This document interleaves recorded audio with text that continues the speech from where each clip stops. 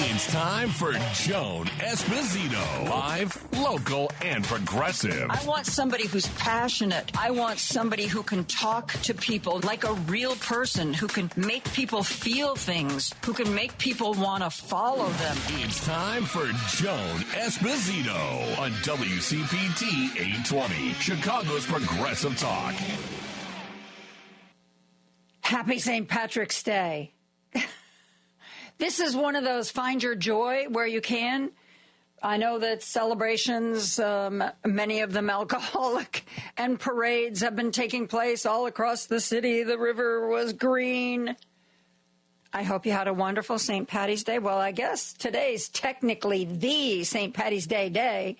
So until midnight, you're still enjoying St. Patty's Day. Happy Monday, March 17th. How are you? I hope you had a wonderful weekend. Yeah. Did you? Did you have a good time? Were you happy? Were you the happiest you've ever been in your life? I'm sorry. I'm starting to raise my voice. That's not a good thing. Good God, the show's just started and I'm already having to do my breathing exercises. So, happy St. Patty's Day. Chuck Schumer has decided to cancel his book tour. Why? Why do you think that is? Mr. Schumer is saying to anybody who will listen, mostly television cameras, because he doesn't like actual real people, he's telling anybody who will listen to him that he doesn't care that he is getting trashed on the internet. He apparently also doesn't care that after an emergency meeting where all of the major indivisibles across the country were represented, and they resoundingly agreed that indivisible should officially call for Chuck Schumer to step down. I talked to you about this on Friday. This was the vote on the continuing resolution. It was the only vote in the Senate where Democrats had any power. If they voted down the continuing resolution, the entire Senate would not be allowed to vote on the budget and the government would shut down. There were a lot of people, there were a majority of Democrats, 60-some plus in the latest survey, who said they wanted Chuck Schumer and the Senate Democrats to resist everything, everywhere, all at once, every time, no exceptions. Chuck Schumer said that he was worried. He was worried that this was a shutdown was just what Trump and Elon Musk wanted, because once the government was shut down, they could drag their feet reopening it and only reopen what little smidges of government they chose to reopen. And he felt that even though he understood people wanted Democrats to fight and protest, that he felt that, first of all, he had no good options. If there weren't enough votes for the continuing resolution, there would be a government shutdown. And if enough Democrats, there were 8 needed, voted to let this budget go through to the Senate, he understood that that would be giving Trump concessions that Democrats would never have wanted in a budget. He said he felt that there were no good alternatives, but he was more worried about what Trump and Elon Musk would do with a shutdown than the bad things that were in the budget and also making Democrats mad. I don't think Mr. Schumer realized just how mad he was going to make people. But there were 9 Democrats. It wasn't just Chuck Schumer by himself. There were 9 Democrats who voted to agree to the continuing resolution that led to the vote that led to the budget. even people who agreed with Schumer about the dangers of playing into Trump-Musk hands said, at the very least, we wish Chuck would have sat down with the Republicans and said, you guys want this? You want this vote? Well, we want this, this, or this. They were complaining that he didn't even extract any kind of agreements or promises from the Republicans.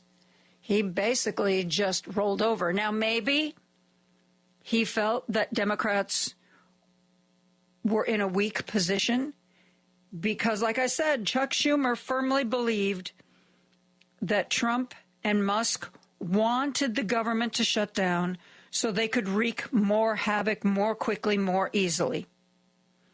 So maybe when he realized that there's no reason really for Republicans to give him any concessions. Because as I said on Friday, they win either way. They get the budget without any Democratic alterations, or Democrats shut down the government and they can send more people home more permanently. It was really a lose-lose situation for the Democrats. And some people are arguing that we should have played it anyway. We should have resisted. We should have fought it. We should have taken the shutdown and basically then continued to fight them at every step of the way. Because as some people said to me, well, they're shutting the government down anyway. They're sending people home. They're firing people. They're they're just closing out certain agencies. How much worse could it have been if we gave them a government shutdown? I don't know. I don't know if Schumer did the right thing, because we can't look at this situation with 20/20 hindsight. Had Democrats voted to shut down the government, and that gave Musk and Trump an opportunity to work in a more devastating fashion to get rid of departments, would we a few months from now look back and go, yeah, it felt good in the moment, but maybe that wasn't the most strategic decision we could have made? It's possible. You don't know, and I don't know. We all know what we feel. But 3 months from now, we may look back and say, my God, Chuck Schumer saved us from our worst impulses. I don't know. I do think that Schumer, who purportedly doesn't care about what anybody says about him, which I think is a lie. Everybody cares to some degree. I think Schumer at some point should face people. If he truly believes he did the right thing, he should stand in front of people and he should explain why. He's been doing it here and there in front of the television cameras, but not to any actual real people. I do believe Chuck Schumer thought he was doing the right thing. I mean, he may not be your cup of tea. He certainly ain't my cup of tea. But I believe he's a decent man, and I believe he thinks he did the right thing in getting other people to go along with him on this vote. But I don't think he realized how passionate people were about this. I mean, even Nancy Pelosi, who is really strategic and really pragmatic and really, this is a woman who really can play three-dimensional chess. You don't have to love everything she does to appreciate her political insight. She said it was a really bad thing. She said that they should have fought, that they should have let the government shut down. She said publicly she thought it was a terrible move on Schumer's part. And at least there were 9 votes. One of them was Schumer. One of them was Gary Peters of Michigan, who's not running for re-election. And another vote for the resolution was Dick Durbin, who has said that he will make an announcement this summer as to whether or not he is going to run for re-election. But I think based on this vote, he has just let us know that he is not going to. I don't think he's going to run for re-election. I think that's why he felt safe taking such an incredibly, wildly, immensely unpopular vote.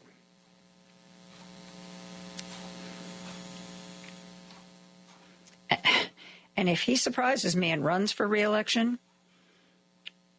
it wouldn't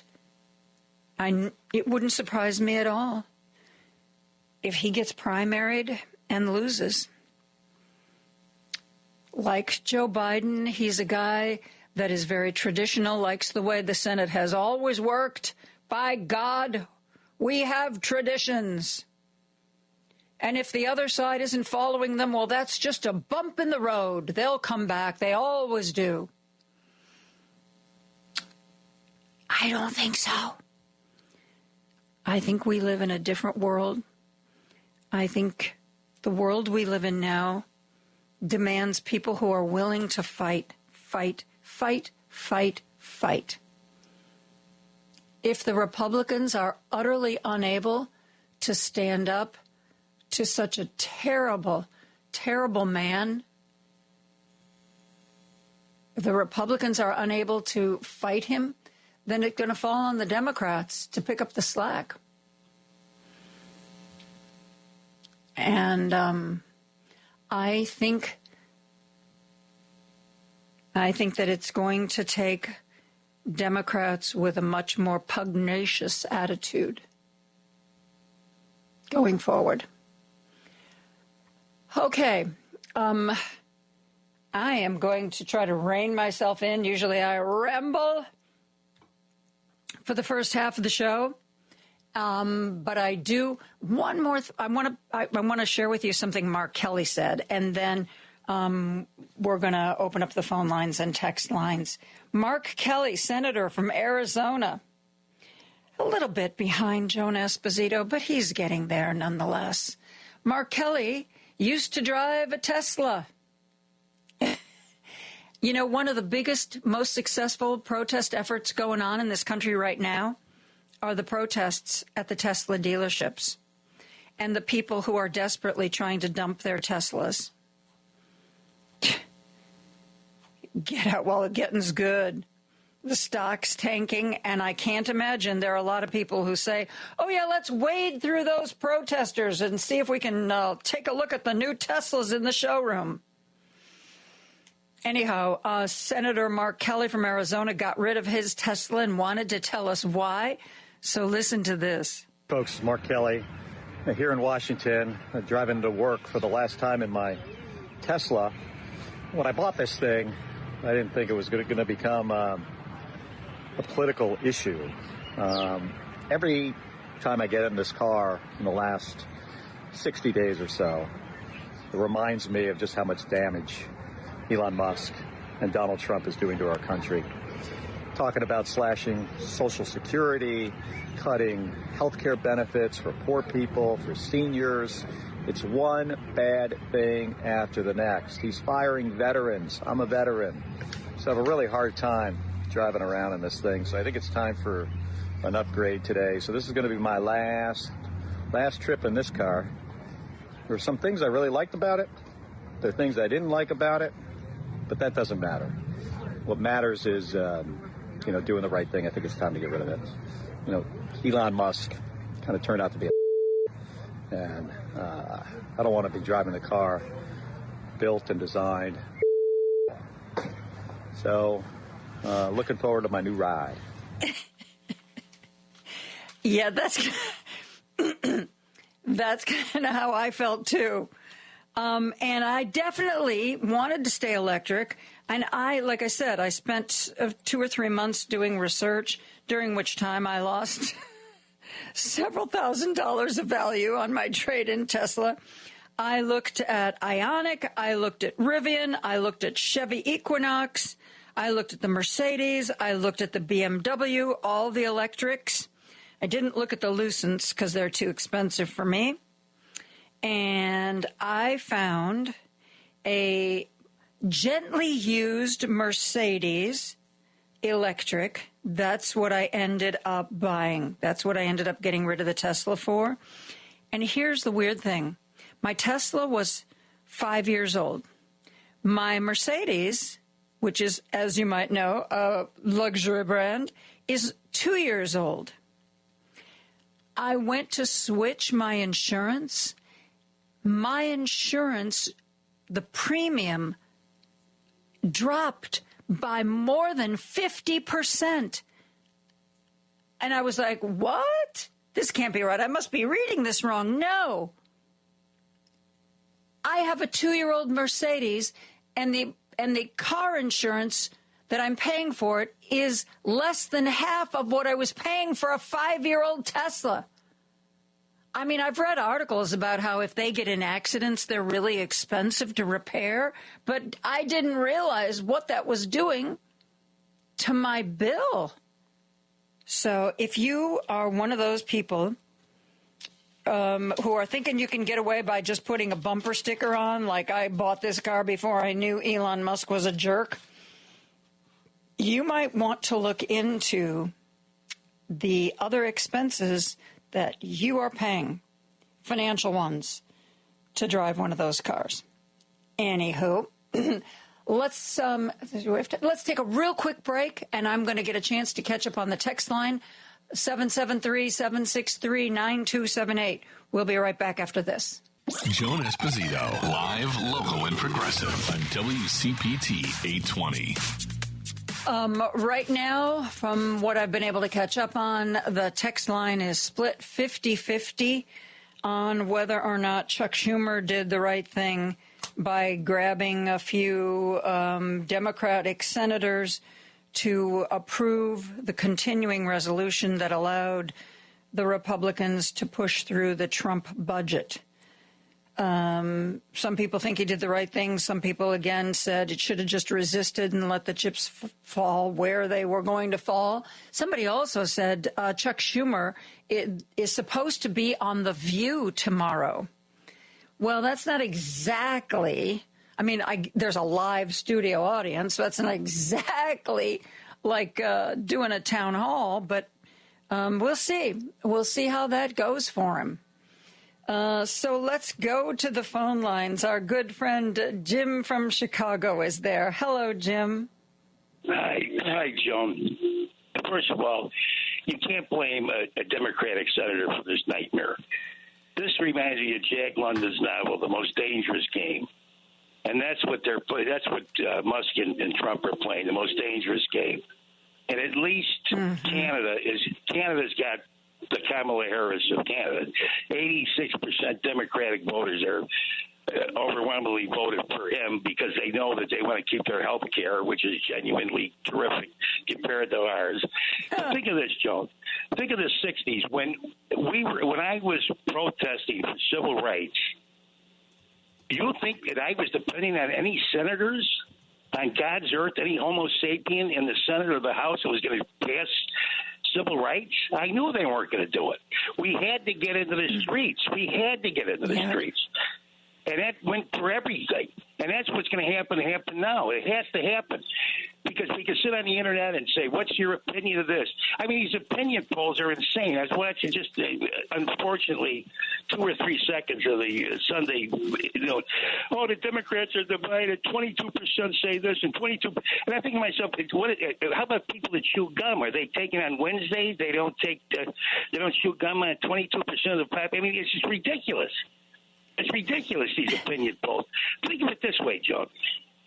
Biden got the most Democratic votes in the history of the United States, 81 million votes. All right, we were deserted. Anybody could possibly think of him because maybe he was a woman of color or whatever. She was brilliant, in my opinion. Was that what shaved out the votes? I don't know. But the point is, to blame the Democrats for this nightmare is nuts.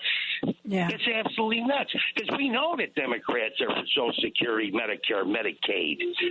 And well, you know Democrats. that, and I know that, but it seems to me that there must be people who don't understand that, because I remember somebody saying that a friend of theirs voted for Trump, and they asked him why, and they said, well, Trump's going to, provide me like $25,000 to help me buy a house. And the person looked at him and said, no, that wasn't Trump. That was Kamala. And I mean, it's like Democrats can't win for losing sometimes. Yeah, but Joan, I listen to two crazy ministers, or I don't know whether they call themselves ministers, what's right and what's left. They predicted the eating cats and dogs the night before the debate. Trump is listening to all of this insanity through the internet. And he believes this stuff word for word. Or he doesn't really believe it, but he's got to stay out of jail. He certainly wants to make as much money as he possibly can. Yeah. I know. Well, you just hit on it. Money and glory. Yeah, I know his motives. But the point is, Musk, what is Musk doing in our politics? What is an Afrikaner who... Peter Thiel was in a Nazi grammar school in Africa. Musk's grandfather had an emerald mine in Africa. I mean, they ruined Africa, and they're going to try to ruin the United States, what, for their own greed and their own money? And no Democrat's going to stop that. The only people who's going to stop it is us. We have to get the streets. We have to get in the streets. This is a 60s moment. This is definitely a 60s moment. Without question. Every opportunity we got, we all got to show up. Forget the internet. Forget all that nonsense, TV and everything else. We've got to get out there in numbers, huge numbers. And then the talk shows on Sunday go, oh, my God, there were 200,000 people here and 200,000 people. That will get their attention. That will get their attention. Yeah. Anyway, Joan, how was the weekend? I can't believe this is the worst thing, one of the worst St. Patrick's Days I've had in my life. I mean, I can't believe that these lunatics. And then we're debating amongst ourselves on what's the right thing to do. Well, there is no really right thing to do, because the right thing to do has got to come from the people. Yep. It's not going to come from any politicians. Anyway, Joan, thanks for taking my call. What a weekend. Thank you, dear. I know. We should be relaxed and refreshed, and instead we're all wound up. But think of Kamala Harris at one. We could be talking about so many different subjects that, make your head spin. Things that I don't know a thing about. Because the older I get, the more I realize how little I really know about anything. And tell me about it. And there's certainly subjects that I would love to explore, except this is insanity. And what they see in Trump, I don't know what they expect from him. And then he pulls in this screwball. He didn't have this guy in the campaign, stump with him. Musk, he didn't have that maniac. No, Musk wouldn't exert himself like that. Anyway, Jim, we got to get to a break. Thank you so much for the call. We are going to be coming back with more of your calls, and I'm going to answer more of your texts. A lot of car questions now. I'll be right back after this. Joan Esposito, live, local, and progressive on WCPT 820. It's Monday. We're doing our weekday thing, taking your calls for the first hour of the show. Let's go back to the phone lines. Our good friend Bobby is on the line from Indiana. Hello, Bobby. I hope you had a nice weekend. No, it was just peachy. As you know, I am perfection. You are. Which means I can make mistakes. But until it's proven that I've made a mistake, I'm holding with Mr. White Flag Charlie made the wrong call last week. That's the way I saw it then. That's the way I still see it. And like I say, maybe in time, as you even said, we will actually find out which was the most deadly of the two, but I think he went the wrong way. that's where I'll leave that. And, you said this weekend, we went out to dinner, and a nice local place in town.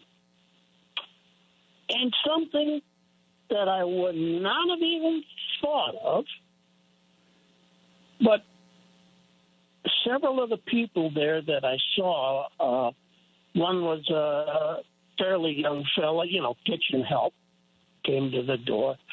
And then there was kind of small, middle-aged lady that was, waiting tables. Mm-hmm. And then there was a quite young one. I don't even know if she was 20. But I mean, stunningly beautiful girl. But they all had one problem. They were clearly of south of the U.S. border origin, if you know what I mean. Mm-hmm. Not dark brown folks, but, Trump doesn't care for the darker melanin people folks. who, whether or not they're United States citizens, would be targeted. If they were at an airport. Yeah, I understand. In the Spanish accent, the Latin and all of this. And I got to thinking after we left, I says, I wonder what their status is. Yeah, and it's an interesting. You remind me. Just over the weekend, I read a post on social media. It was the story. It's become public. This guy, I don't know. I don't know if he's from Texas or where, but he voted for Trump, and his fiance had a green card, was a legal immigrant. And they got married, and they went somewhere out of the country on their honeymoon. And as they were coming back, as they landed, ICE agents asked her if she was a U.S. citizen. And she said that no, that she wasn't. Now, this is somebody who's married to an American and has a green card. They took her into custody. The guy went public with the story, and he said all the money that they had saved up to put a down payment on a house, they have now spent all that money on lawyers. She is still in detention. He talks with her for about 20 minutes every week. Yeah, and he voted for Trump, but it was but he wasn't supposed to my fiance, she's a good immigrant. It wasn't supposed to deport my people. Well, and we're going to hear that story over and over again. You would not have, if I would have seen that same scene when Biden was in it. So, we're just talking a few months ago, you wouldn't have thought anything about it.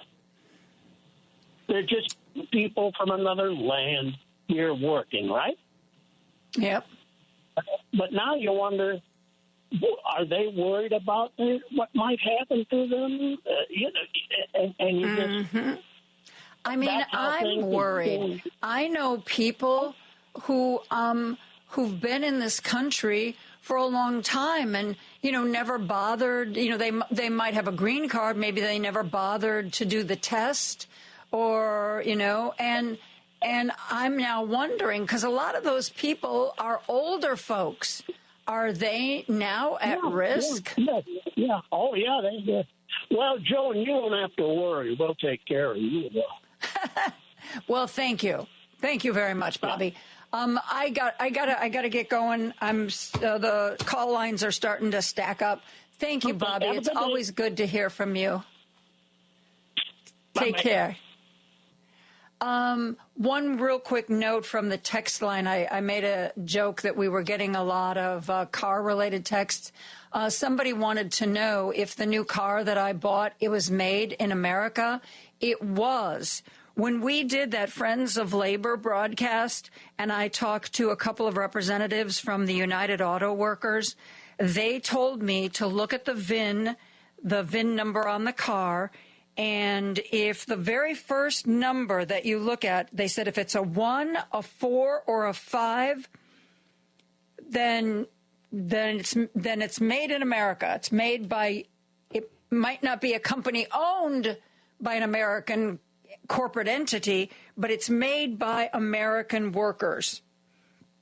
And they said if the VIN starts with a 2, it most likely was made in Canada. But they told me, they said, if the VIN starts with 3, let it be. The VIN numbers that start with 3 are the ones that are not made in the U.S. and not made in Canada. And you know what's interesting? Like I told you, I looked at Ioniqs. The new Ioniq 5 is made in Georgia. The previous Ioniqs are made in South Korea. The Mercedes, I can't remember if it started. It starts with a 1 or a 4, so it's made somewhere here in this country. You know what car that I test drove wasn't made in the United States? The Chevy Equinox that I drove. Not only did the VIN start with a 3, if it starts with a 3, let it be. I looked at that big sticky piece of paper that gives all the facts about the car. 80% of the car was foreign. And of the 19% that was potentially U.S., it said 19% of the parts U.S. or Canada. So even the 19% I couldn't be sure was all U.S. The Chevy Equinox started with a 3. The Mercedes started, it was either a 1 or a 4. So you can't tell. You know, it used to be, you assume a certain car is made in a certain place. That's out the window. You really have to do your homework. And even then, the UAW people told me, if you want to find out not only if the car was made in the United States, but if it was made by union workers, because remember, Teslas are, well, I know they have other plants, but Teslas are mostly made in California. I thought, oh, great, American made. You actually have to go to the UAW website, and you can find out whether or not the car was made by union workers. That takes a little bit more effort. But, just looking at the VIN, they told me if it starts with 3, let it be. Let's go back to the phone lines. Cece's on the line from Chicago. Thanks for the call today. Thank you very much. I've enjoyed your show. I'm a first-time caller. I listen every day, though. Well, welcome to the show. Thanks for calling. I think what we need to remember while we're vilifying Mr. Schumer is that I bet you before he cast his vote yesterday, he had heard that Trump was going to tell the world today, this morning, that he was ignoring the courts. He was not going to pay any heed to what the court orders are, or even if he has to go to jail, I should think he will probably ignore that. So that would leave us with one branch of government, and that would be the executive. I bet you Schumer realized this and said, okay, to himself, we have to keep the legislature active and somewhat relevant to the process of lawmaking in the United States. And that is why he voted to let the appropriations bill go through. Now, I want you to remember that when you are vilifying Schumer and people like him, there's usually a reason. And it's sometimes hard to remember the reason. And I haven't heard anybody else say this, but I bet you that's the reason. Because that would have brought us down to only one department of the United States of America. One branch of government would be the only branch of government. So that's all I have to say. Well, thank you, Cece. I appreciate the call. And I agree with you that I don't think Chuck Schumer, people are saying, oh, he wasn't strong and he caved. Well, that's one way of looking at it. But the other way of looking at it is he took a stand that he knew would be unpopular. Maybe he didn't understand quite how unpopular it would be, but he explained himself. And here's one of my texters put it really well. Let me see. I think this is it. Haven't followed the whole shutdown debate, but seeing what Trump Musk doing right now, if the government shut down, I could easily imagine them declaring some kind of emergency martial law, and then they have to take control of everything versus the appearance and semblance of governing that they have to stick with now. That's why I'm hesitant to, just the bottom line is, as I said Friday, I don't know. I don't know what the right decision is. I don't know if Schumer made the right decision. I can tell you that I understand what he's explained as to why he did what he did, that he thinks that that a shutdown was just what Elon Musk wanted and Trump wanted, and that they were ready to take advantage of that and use it to further destroy government agencies. But then there are people who say, well, they're doing that anyway. Why make it easier for them? So I don't know. I understand people have strong feelings on both sides of the issue. I'm not a fan overall of Chuck Schumer, but, he may turn out to have been right. We won't really know till we get a chance to look at it with a little bit of a cooler mindset, looking at it in retrospect. But, we will see. We are going to take a break and go back to the phone lines when we come right back after this. Now back to Joan Esposito, live, local, and progressive on WCPT 820. Let's go back to the phone lines. Our good friend Ron from Chicago is on the line. Hey, Ron, how are you today? Oh, pretty good. Over the weekend, Trump pulled the plug on Voice of America. Yes, he did. He is trying to get rid of the agency that's in charge of Voice of America and 3 or 4 other media outlets that are used to spread a democratic message. Yeah. He said they had a liberal bias, whatever that means. Yeah. They were too lefty for him because they talk about democracy. Right. Yeah, most of the 360 million people who listen, they live in autocratic countries, and their only news is, besides Voice America's local propaganda from their governments. Mm-hmm. Yep. Yeah, we wouldn't want any of that. No. And what does this have? Does this have any? What do you think that is going to be any effect on public broadcasting? Is that going to be? They're already coming for that. They're already coming for the funding for NPR. That's PBS. It's there've already been. Well, remember when Sheryl Crow sold her Tesla? She said she was donating the money to NPR, and when Elvira, vampire lady, I forget her real name, she sold her Tesla and donated the money to NPR. So absolutely, they're coming for all of that. I mean, when you've got a guy, when Elon Musk says that he can cut, a couple $1 trillion out of the budget, where do you think that's going to be? I mean, for God's sake, it's going to be everything you want, like, and care about. Right. Okay. All right. Okay. Thank you. All right. Thank you. I was talking a little bit about tariffs. And, let's see. Trump announced tariffs, and then there were retaliatory tariffs. And now, apparently, according to CNN, Trump is considering, instead of de-escalating the situation and maybe finding some common ground or even backing off. No, he's decided more tariffs, more tariffs, more tariffs. You know,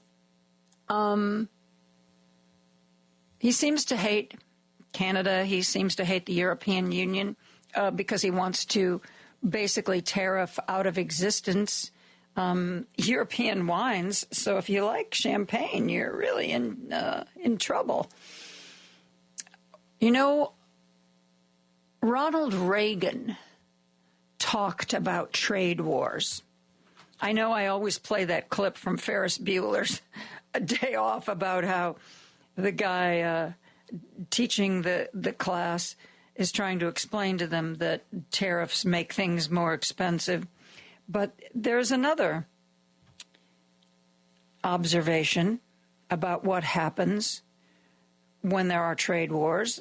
Spoiler alert, they're not good for anybody. And they're especially a bad idea when it comes to our allies.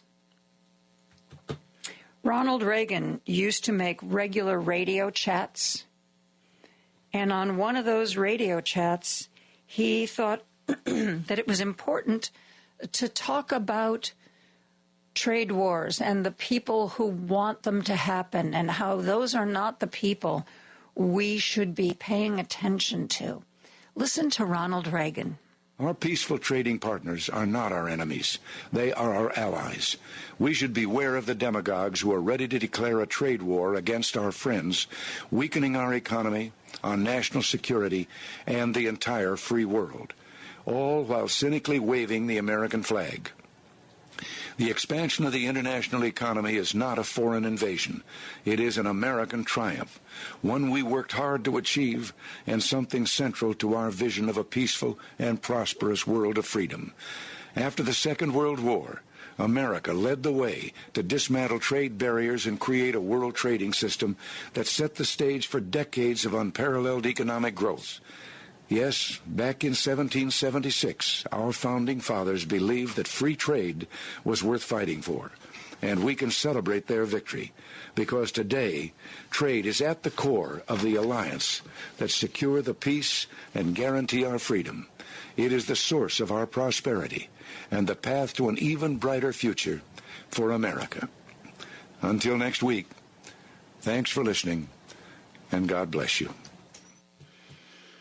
One of Ronald Reagan's regular radio addresses where he said that if somebody is trying to create a trade war, particularly with one of our allies, we should consider them a demagogue. Demagogue, definition, a leader of the rabble, one who attempts to control the multitude by deceitful arts, an unprincipled and factious mob orator or political leader. You'd have to be a demagogue. You'd have to be a demagogue to want a trade war with your allies. Let's go back to the phone lines. Mary's on the line from Milwaukee. Mary, thank you so much for the call today. How are you? I'm doing good, Joan. Nice to talk to you. This is the first time. I'm so glad. Thank you. My issue is in the discussion with Chuck Schumer. I don't know if he had some secret information to make his decision or not, but I think my concern is the poor leadership that was demonstrated or the lack of leadership.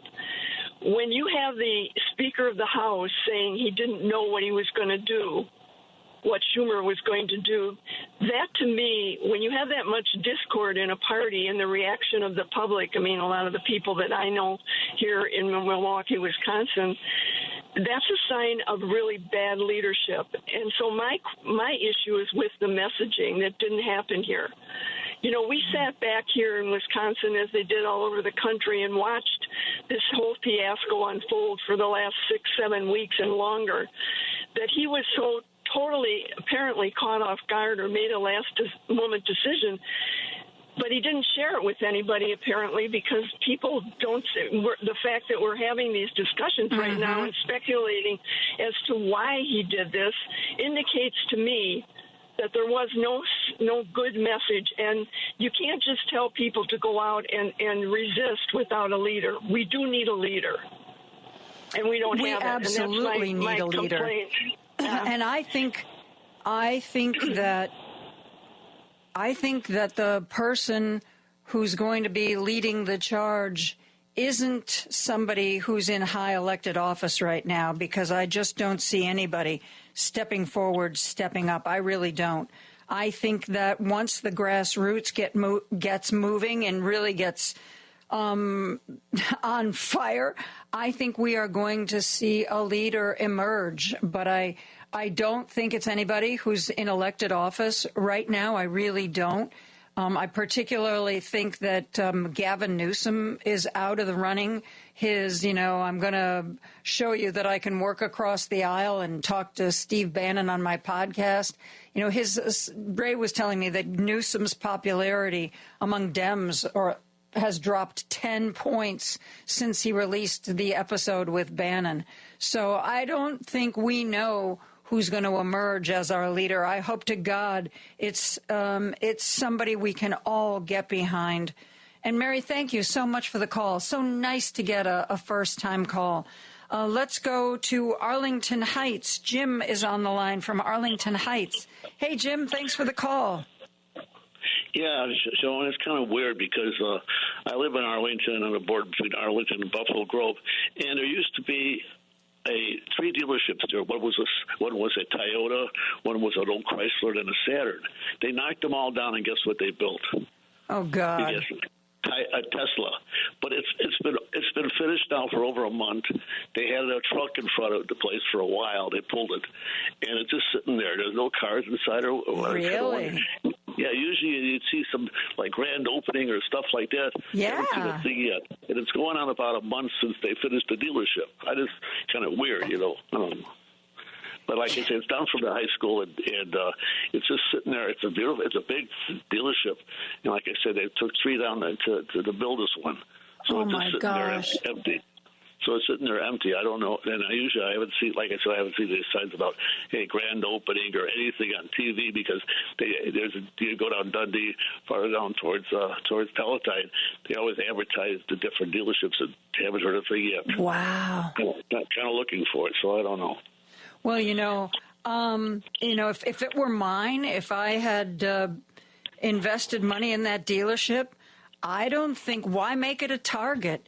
I think I would, if I could afford to do so, I think I would just leave it empty and quiet until we get, once we get Musk out of government. I still think he's going to be a hated man, but maybe someday, when it looks like the company's about to go under, maybe the Tesla board will suggest to him that for the good of the company, he needs to step away.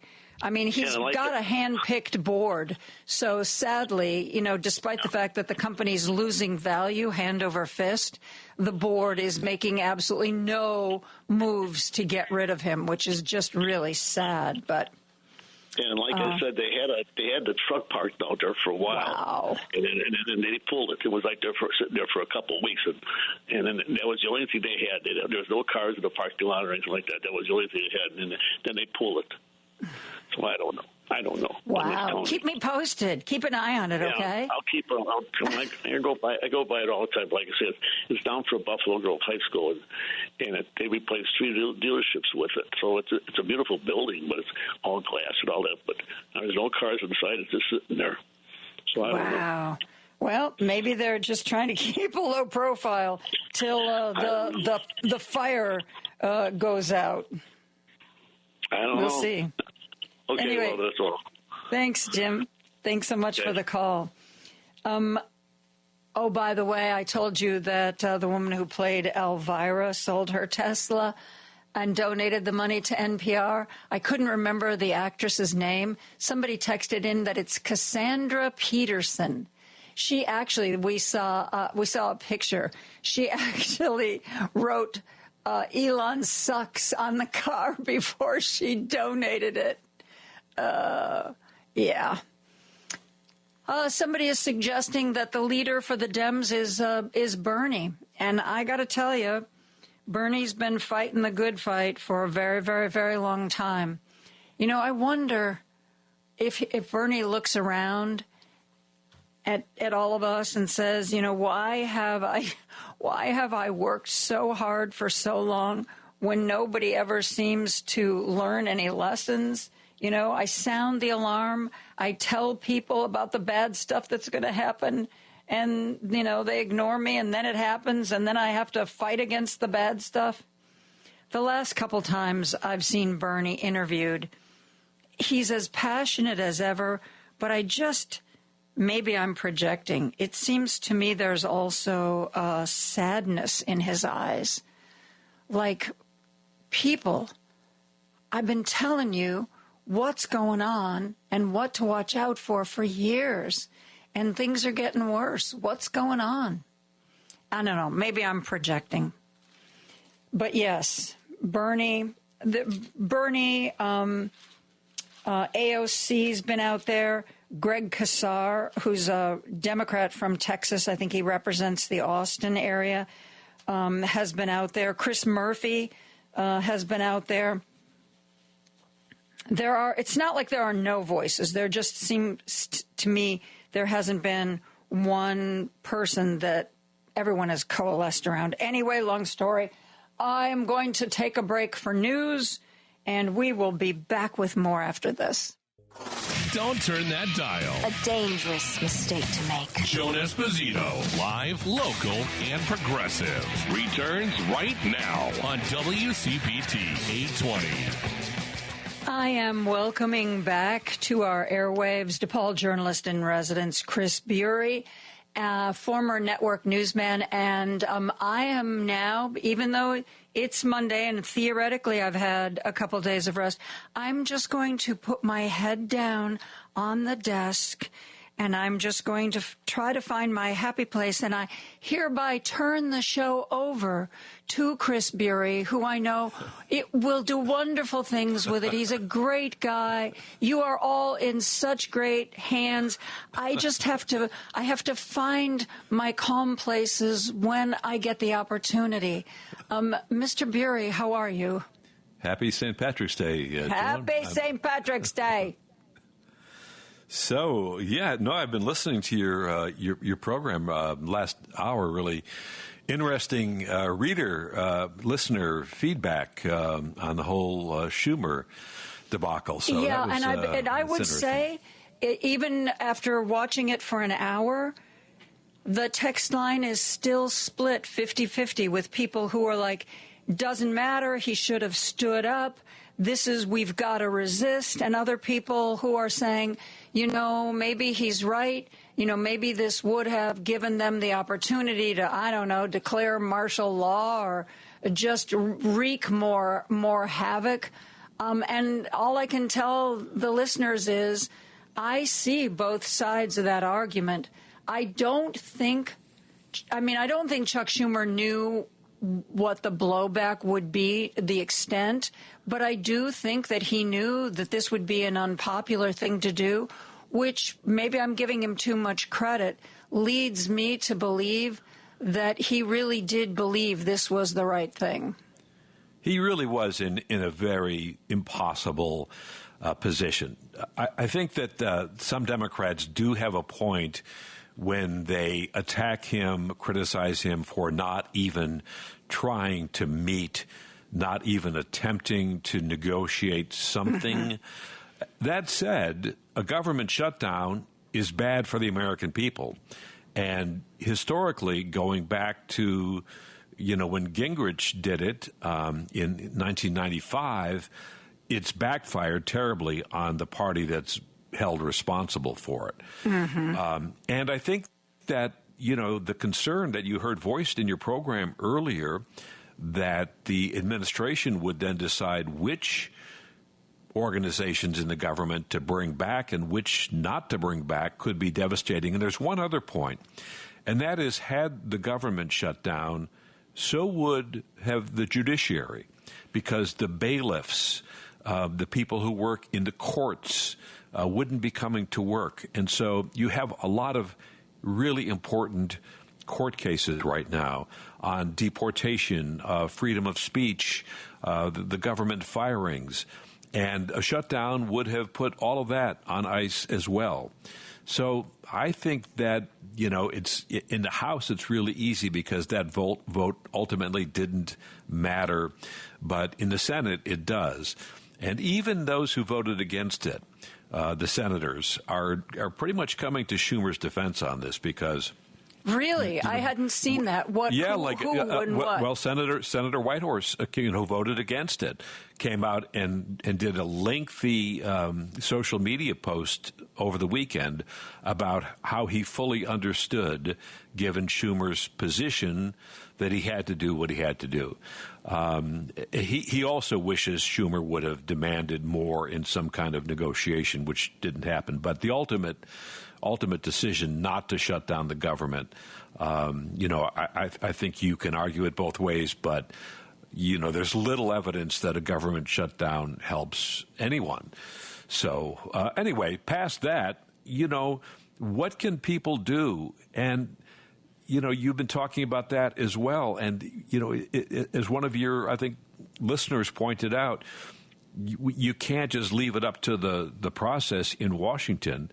Part of it is, has got to be organic from people who are affected, and the news media too. But I must say, I have been seeing some just terrific stories from the news media about the real consequences outside of Washington. There is a front page story today in the Milwaukee Journal-Sentinel. I don't know if you've seen it, about how the plan that paid Wisconsin farmers, thousands of farmers, to grow food for food banks and food pantries has been shut down. And people, like beekeepers, now don't have a market. Sunday morning, CBS did a phenomenal piece about what's going on at the United States national parks, where at Yosemite, for example, they are pausing or canceling campground reservations because 2,000 national park employees are either being forced out or fired. These are the kind of collateral damage things that are going on outside of Washington because, people don't really care. I hate to say this, but most Americans don't really care when they read a story about, 10,000 bureaucrats in Washington getting axed. There's not, there just isn't the sympathy. But when we report on how these decisions are affecting lives of ordinary Americans outside of Washington, that, I think, does make a difference. And I hope that the news media continues to get out of the Beltway and report on how these cutbacks are affecting, real people. And I just saw something this morning along those lines saying that if they successfully close down the Department of Education, red states are going to be the hardest hit because they tend to be the poorest and they get the more money from the Department of Education than blue states do. And, I'm seeing it over and over again. The Kansas farmers who sold all their crops to USAID, who now don't have that market anymore. And it was, this was partially the Washington Post, partially the Wall Street Journal, but this is what I don't understand. Generally, when I was growing up, politicians did things that made their constituents feel good about them. That was sort of what their job was. Now you've got alleged Republican/MAGA leadership in Washington that is basically saying, screw you to all you people who voted for me. All you people in rural America, your support programs are all going to get cut. All you farmers, you know what? Good luck. Figure out someplace new to sell your crops. It's a disaster. And the message is from geniuses like Tommy Tuberville, the football coach who got elected senator somehow in Alabama. He literally said, when asked about the pain that these cuts were being inflicted, he literally said, well, as we used to say in football, no pain, no gain. That's the message that is being sent out, that it's good for us, that the stock market crash that took $4 trillion of value out of the retirement savings of Americans is good for us, that not being able to get into Yosemite with your family for a camping trip that you've planned on for the past year is good for you, that if you are, as you mentioned last hour, a Trump voting man in the Wisconsin Dells who's coming back with his bride from Puerto Rico and finds her deported because even though she had applied for all the paperwork, she had made one error at one point, and she's stuck in a detention center in Louisiana. That's good for us. So we could go on and on and on, but the message is that what Musk and Trump are doing, we should ignore, because whatever comes out of this, and of course they haven't specified what that is exactly, is going to, make it all better. That's not how politics works, or at least how I've ever seen it, played in the United States. When Tuberville was talking, did he give solid examples of how all of these recent cutbacks had personally hurt him and how he was suffering too? Of course not. And when you have, a Treasury Secretary or a Commerce Secretary who are both gazillionaires come out and say, well, this is just, ordinary, fluctuations in the market and so on, we know that spin is ridiculous, because none of it happened until we had this just chaotic tariffs on again, off again, economics coming from the White House. That's what caused the stock market to decline so dramatically. That's what's causing consumers to lose confidence. That's what's causing businesses not to hire, because they can't plan for the chaos that's emanating from the Trump White House. We need to take a break. When we come back, though, Chris, I want to talk more about the stock market, but because people have said that there are very few things that Trump pays attention to, but one of the things that he pays attention to is what's going on in the stock market, and it's all been really, really bad. I guess when we come back, I want to talk about what will it have to take, what will have to happen before Trump realizes that he needs to pull back on some of his more radical ideas. I'm talking to Chris Bury, a DePaul University journalist in residence, former network newsman. We'll be right back after this. Joan Esposito, live, local, and progressive on WCPT 820. I'm joined by DePaul journalist in residence Chris Bury. We are talking about what has been happening with the stock market, which is going down, down, down, down, down, down, down, down, down, down, down. People have always said to me, Trump doesn't care about much. He looks at his approval ratings and the stock market. Those are the only two barometers. A, do you think that's accurate? And B, what do you think he is going to do if the stock market continues to crater? It is true. There are just dozens of video clips of Trump talking about the stock market incessantly during the election, and of course taking credit for his poll ratings when the stock market went up even under Biden, and then in the first weeks of the crashes, still then blaming Biden for the stock market declining. But what is really infuriating, I think, are the Trump officials like the Treasury Secretary, Scott Bessent, who says he's, quote, not at all worried about the stock market sell-off. He's the Treasury Secretary. And maybe personally he's not worried because his net worth is north of $500 million.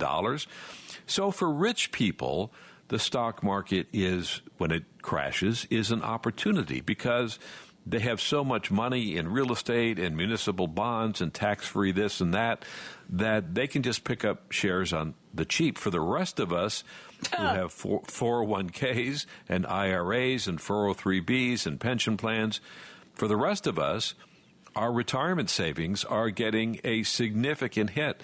And it's not caused by anything in the economy. I mean, as we know, at the end of the year, the U.S. economy was the envy of the world. Record unemployment, low unemployment. In other words, record job creation, a record manufacturing spending, record U.S. energy production. That's how we ended 2024. There's only one explanation for the cratering of the stock market, and that's the tariffs. And not just the tariffs, the completely chaotic nature of the tariffs going on one day and off another. And, now I'm going to retaliate with, 200% tariffs on it's literally insane. And they're saying that word insane on, of all places, CNBC, where Leisman, who's their chief economics correspondent, said, look, I might get fired for this, but this is insane. I'm using his words there. Yeah, so, I remember that sound clip, yeah. So, no, I mean, obviously he watches the stock market. Obviously his tariffs are causing this, and every sentient adult, every living, breathing adult in the United States should realize that if they don't already. And what we're hearing is just nonsense spin coming from the White House. I hope people are slowly but surely going to wake up to that, but I don't know. There's so much coming at us.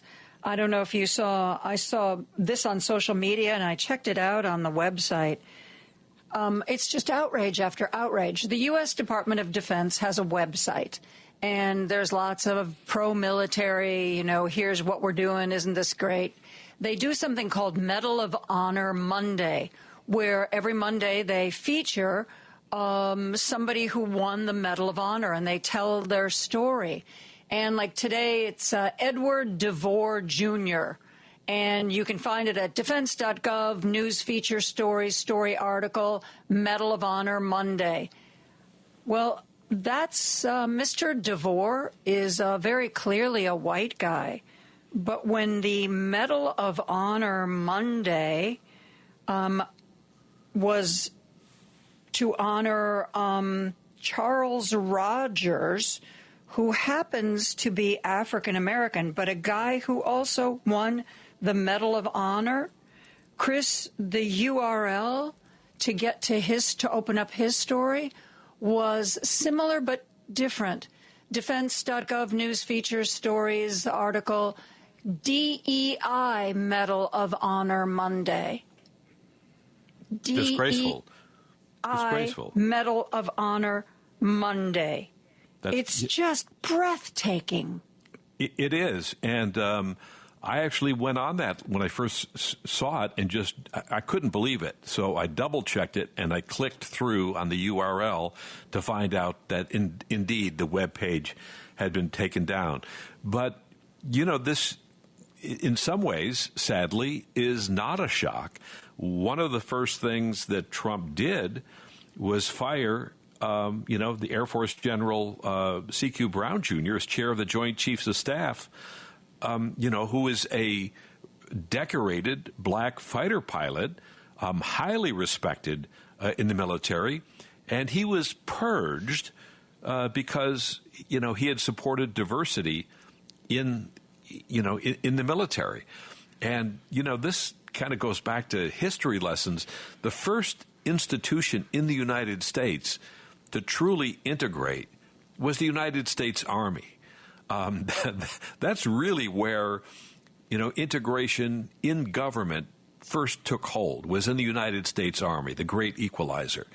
And to have this Medal of Honor winner's page removed, to have the Air Force, general, chair of the Joint Chiefs of Staff, a decorated African-American fighter pilot, this is stuff that it's chilling. But as you said, there's so much coming at us that a lot of these things are just slipping under the radar, I think, for most of our, readers, viewers, and listeners.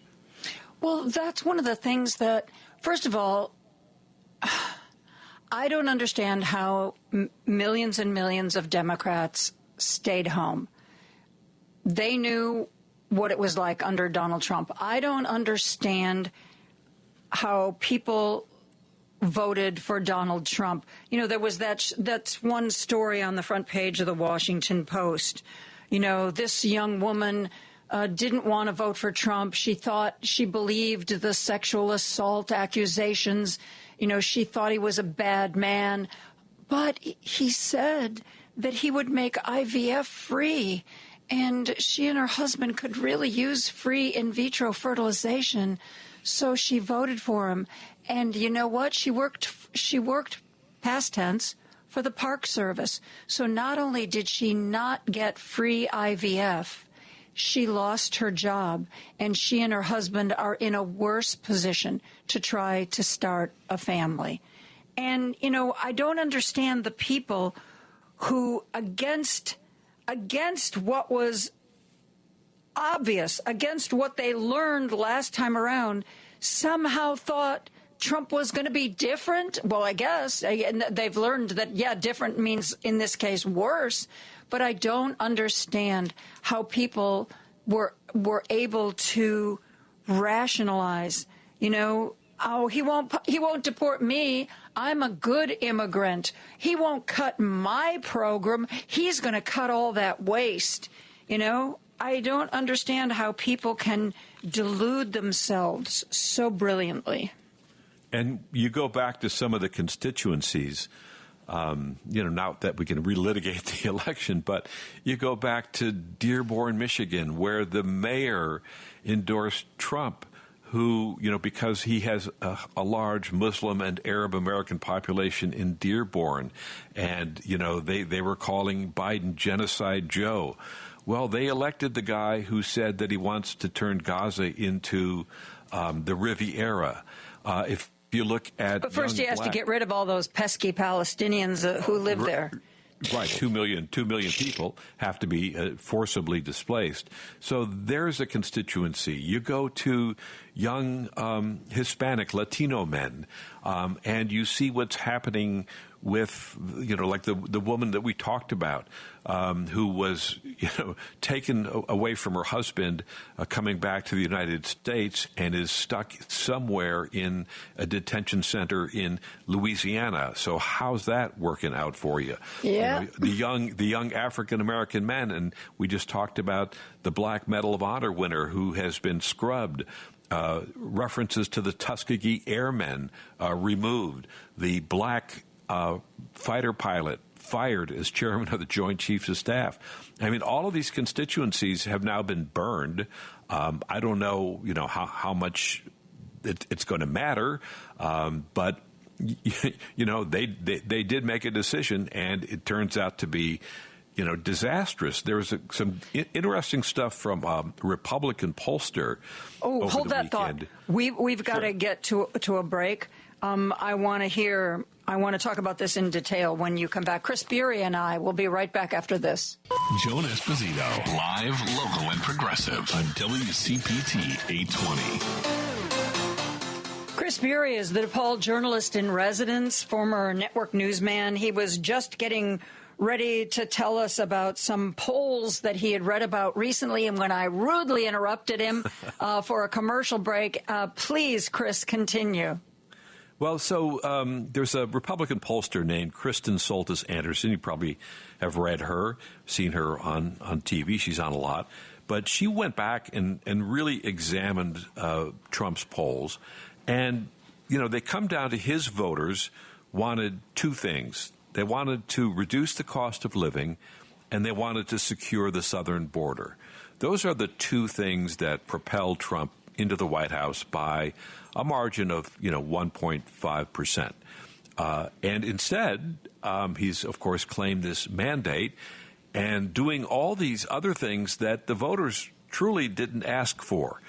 They didn't ask for the stock market to be destroyed. They didn't ask for thousands of Veteran Affairs employees, thousands of IRS employees, thousands of National Park employees, thousands of National Health Institute employees. They didn't ask for any of that. So to call this an overreach is an understatement. Yeah.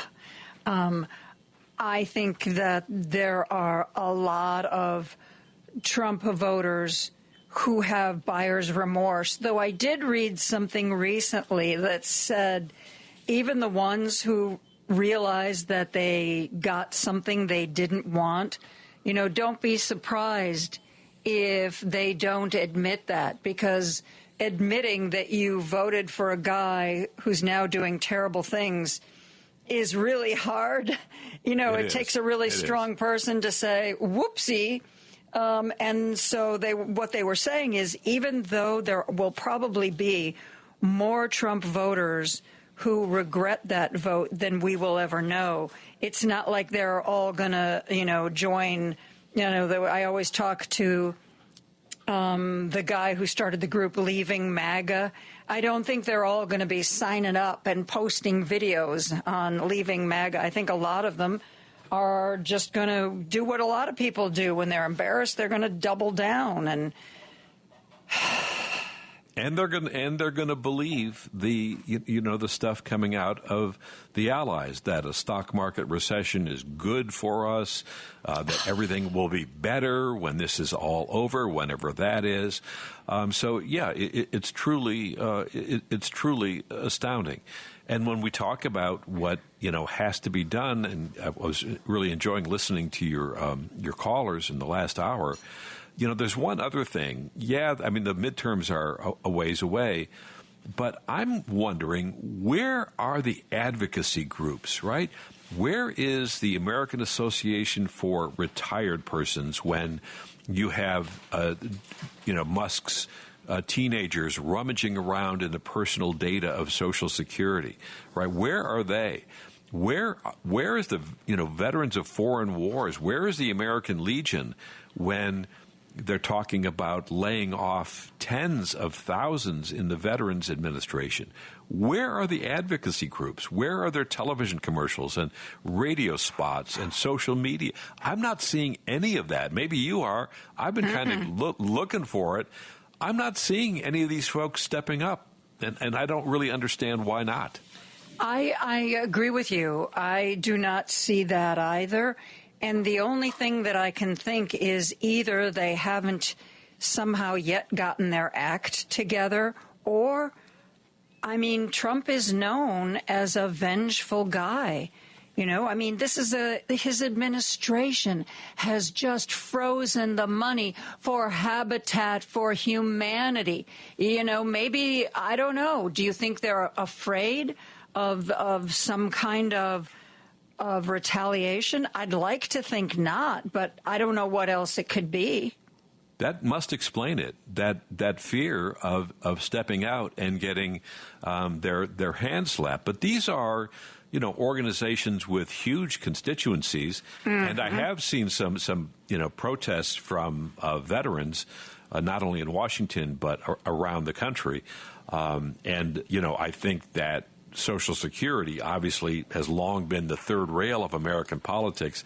It's bad enough that the Musk kids are in there, and we know they're in there.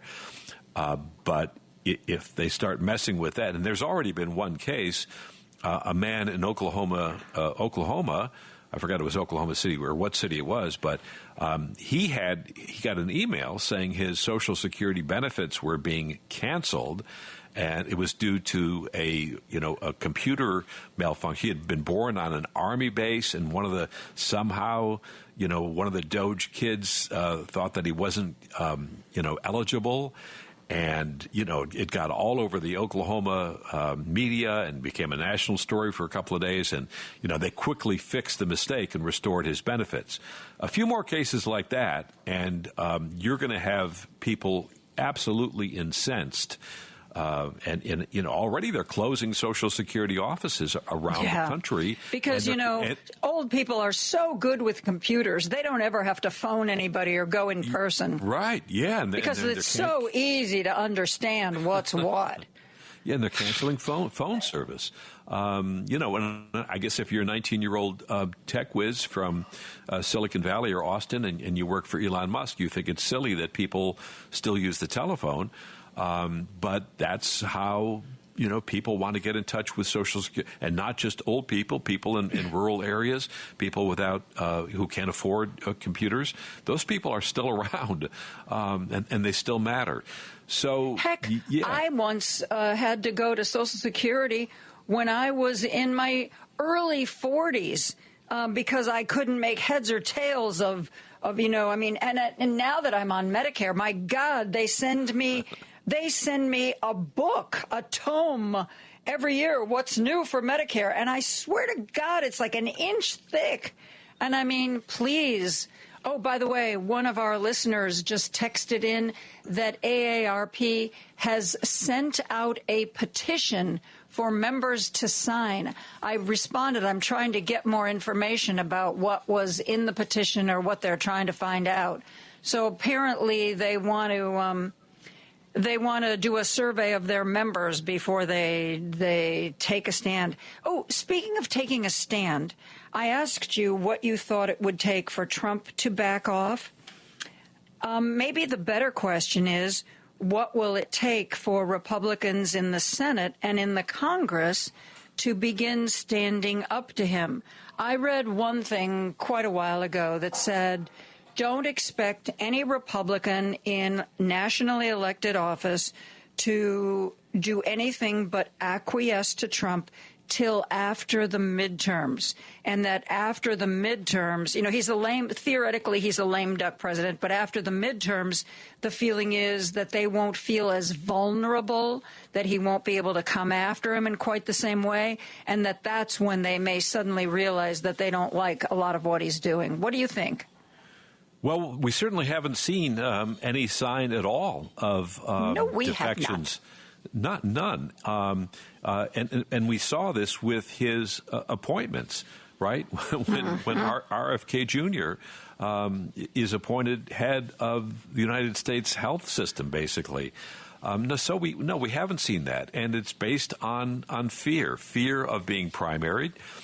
Fear of Musk spending millions on your primary opponent, and also another kind of fear which hasn't gotten an enormous amount of attention, but there have been several articles about senators privately telling others that they fear for their safety and the safety of their families because of all the thuggish, violent types, including those who have been pardoned and are out of prison from January 6th. So there have been several articles about this kind of dark side that nobody wants to talk about, and that is fear of retaliation. But politically, you're right. I mean, there has been no daylight really outside of, Senator Murkowski in Alaska and a little bit with Collins, but really nobody else. And a couple of no votes on cabinet members from Mitch McConnell, but in both cases, he only gave that no vote when his vote didn't matter because there weren't enough Republicans to derail it. And when it came to a situation where his vote actually might have mattered, then he voted yes. So I don't think he's everybody's like, oh, now that he has nothing to lose, we're going to see how he really feels. No, he's the same Mitch McConnell he always was. He's not going to derail anything that Trump wants to do. It's just that if he has an opportunity, he's basically going to say to Trump, screw you, because I can't imagine two people who dislike each other more than Donald Trump and Mitch McConnell. And the other bit of evidence there was, the senator from Louisiana, Bill Cassidy, who is a physician and who, by all accounts, personally just loathes RFK Jr. and what he stands for. And yet, when it came to vote, he voted to support him. And that shows you how, I think, afraid the Republicans in the U.S. Senate are right now of this president. Chris Berry, DePaul journalist in residence, and I are going to take a break. We are going to be back with more after this. Joan Esposito, live, local, and progressive on WCPT 820. Chris Berry is the DePaul journalist in residence. He and I are talking about the politics of the day. And speaking of which, Mr. Pritzker certainly seems to be everywhere and seems to be one of the most prominent voices ready to take on Donald Trump at every turn. Thoughts, Mr. Beery? He certainly is. He has been popping up everywhere, social media, network broadcasts. He clearly is making himself visible. He's clearly going to be a contender in the next presidential election. And while we're on Illinois politicians, Politico had a tantalizing story last week that our former mayor of Chicago, Rahm Emanuel, also has presidential ambitions, and that was really interesting. And he also has been making the rounds. He had a big appearance on Bill Maher a week or so ago. So we have two Illinois Pauls here who are getting out there, Pritzker and Emanuel. I spoke to a Democratic lawyer, a guy who's a real behind-the-scenes supporter of candidates, and he said that he did not think that Rahm had his sights on the White House. He said he thought that Rahm had his sights on Dick Durbin's seat. My response was, do you? And I'll ask this of you, Chris. Obviously, I don't think, at least in the city of Chicago, Rahm could ever be elected again, because I think the Laquan McDonald mess will forever be an albatross around his neck. And I also wonder if it would be actually more of a concern if he runs for governor or senator from Illinois than it would be if he ran for president. That, the idea that when Laquan McDonald was shot, he suppressed the video evidence in that case so he could get reelected, and then afterwards most disingenuously claimed that he didn't know there was video. This guy who is renowned for micromanaging didn't know there was video. And then he decided to throw Gary McCarthy, the police chief, under the bus. Gary McCarthy was not happy about that. And I don't know. I'm not saying that he's not a fighter and that we need a fighter, but he's got so much baggage. He does. The Laquan McDonald, and then, the closing of more than 50 schools, and then the closing of all the community mental health centers, certainly in Chicago, and especially, on the left side of the Democratic Party, he has big issues. And I'm not also sure it's where his strength is. I remember watching him introduce Bill Clinton. This is after Clinton had been president, and he came back to Chicago for a speech. And we're watching the feed come in, and Rahm is reading this kind of stilted speech and not doing it terribly well. And we're looking at each other, kind of shaking our heads. And then Clinton comes on stage without a note, without anything in his hands, and just gives this dazzling, mesmerizing speech that has the crowd, just absolutely, in ecstasy. And I thought, wow, what a contrast between a spectacular retail politician and a politico who is smart and hardworking and cagey and a fighter, but he doesn't have those polished retail skills. Here's in what I wish, Rahm, if you're listening, here's what I wish Rahm Emanuel would do, because I first met him back in 1992 when he was Bill Clinton's chief fundraiser, and he did a fantastic job. He has so many connections now, among the artistic community in Hollywood, where his brother Ari, of course, is a head of a huge talent agency. That guy Rahm can just raise money like nobody's business. When he was mayor, he raised more money than anybody for mayor had ever, and he had $30 million left when he left office.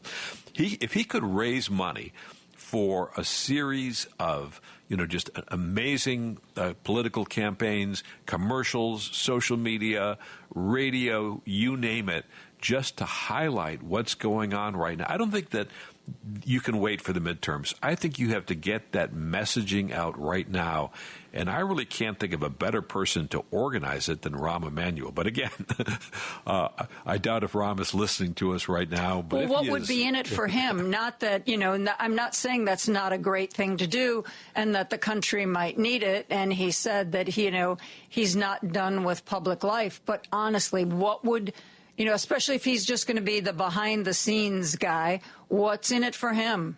Probably just a senior, White House position, cabinet secretary or something. I mean, he's already been, high level. He was communications director, and then, of course, he most recently ambassador to Japan. So he's never been a cabinet secretary. So that could be something. I mean, who knows? Maybe he would just do it for the good of the country and the party. Try not to laugh. I was like, do I go? So yeah. So let's go back to Pritzker. He has got some. He's got some talent. He's good on the stump.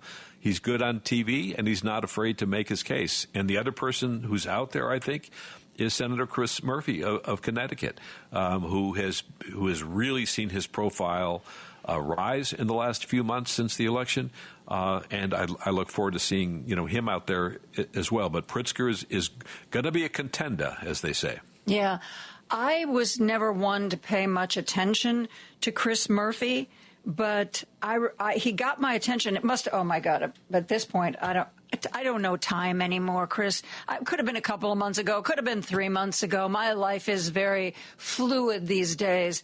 But he was one of the first people where I saw a clip from him on social media, and he was like, where are the Democrats?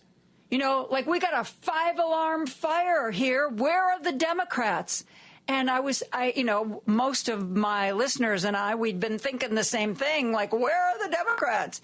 And it was so refreshing to hear him come out and say that, basically calling his own people out. And I've been paying a lot of attention to him since then, and I think he's terrific. No, I think he's, decided that that there's a void of leadership right now, and this is his time. And I think that goes back to what we're talking about with the shutdown, or the possible shutdown. There is no national leader right now, right? There is no name and face for the opposition to sort of coalesce around.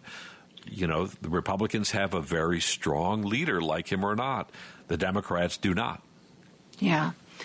I can't let you go without having you put your other hat on, a journalist evaluating journalism, and ask you what you think about what's going on at MSNBC.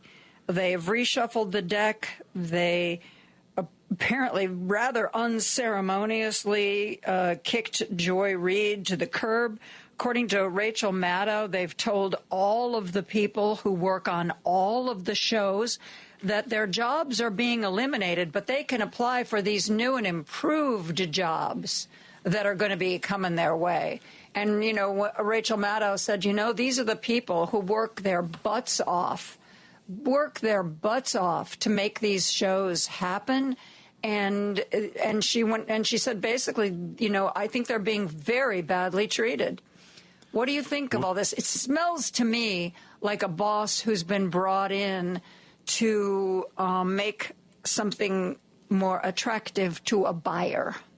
Yeah, well, NBC is spinning off MSNBC, so they are going to lose their news operation, and that's pretty significant because right now MSNBC can rely on the correspondents and the producers and the bureaus around the world to provide, good journalism for their program. That's all going away. So, the question is, then what? Are they only going to have, opinion? Is it just going to be, talking heads? And I think that is a question. I was with a news organization, ABC Nightline, where after Ted Koppel left, a new hotshot young, British producer came in, and the same thing. The first thing he did was say, okay, outside of a select few of my pals, the rest of you have to apply for your jobs. And that was basically a way of saying, okay, I'm going to get all of my people in here, and all of Koppel's people are out. So unfortunately, that's what happens at networks. I'm more worried when it comes to media about what the president said at the Department of Justice over the weekend, where he said that CNN and MSNBC should be, in his words, illegal. I'm more worried when the Voice of America and Radio Free Europe and Radio Marty are getting absolutely slashed. What is the justification for that? Supposedly there were concerns about some critical Trump pieces had been broadcast on VOA, but they were like Associated Press reports. They were not reports that were generated against. They were just reporting the news as they've done, for so many years, and for so many people who live in, China or Russia or Myanmar or other totalitarian states. Radio Free Europe and these other stations, a Voice of America, have been the only decent news information they've been able to get. So what's the motivation? Because you're shooting yourself in the foot when you shut these down. Who's going to move in with their own propaganda? China, Russia. It just doesn't make any sense.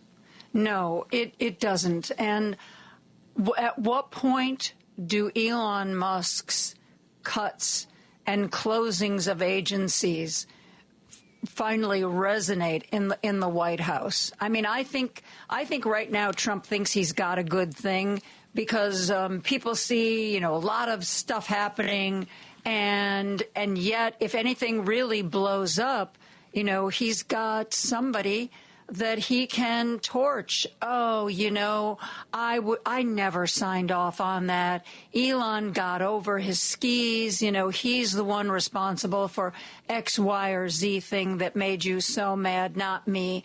I don't know. I think Trump's in a really solid position right now. Well, we used to talk about the Teflon president being Ronald Reagan, but I would say that, Trump has got him beat by a country mile, because it does seem that he suffers very little consequence, either legally, of course, or politically, for what he does. And we're not going to know, really, although, it's very clear that the approval ratings are way down on the economy. The consumer confidence is tanking, and Musk's numbers are even worse. So, I just don't know how long an administration can keep Elon Musk out there as the face of these cutbacks and not suffer politically. And it doesn't seem to be changing. Musk was, again, down at Mar-a-Lago over the weekend. He flew on Marine One and he flew on Air Force One, and he does appear to be the co-president. I hear more about him than I do about J.D. Vance.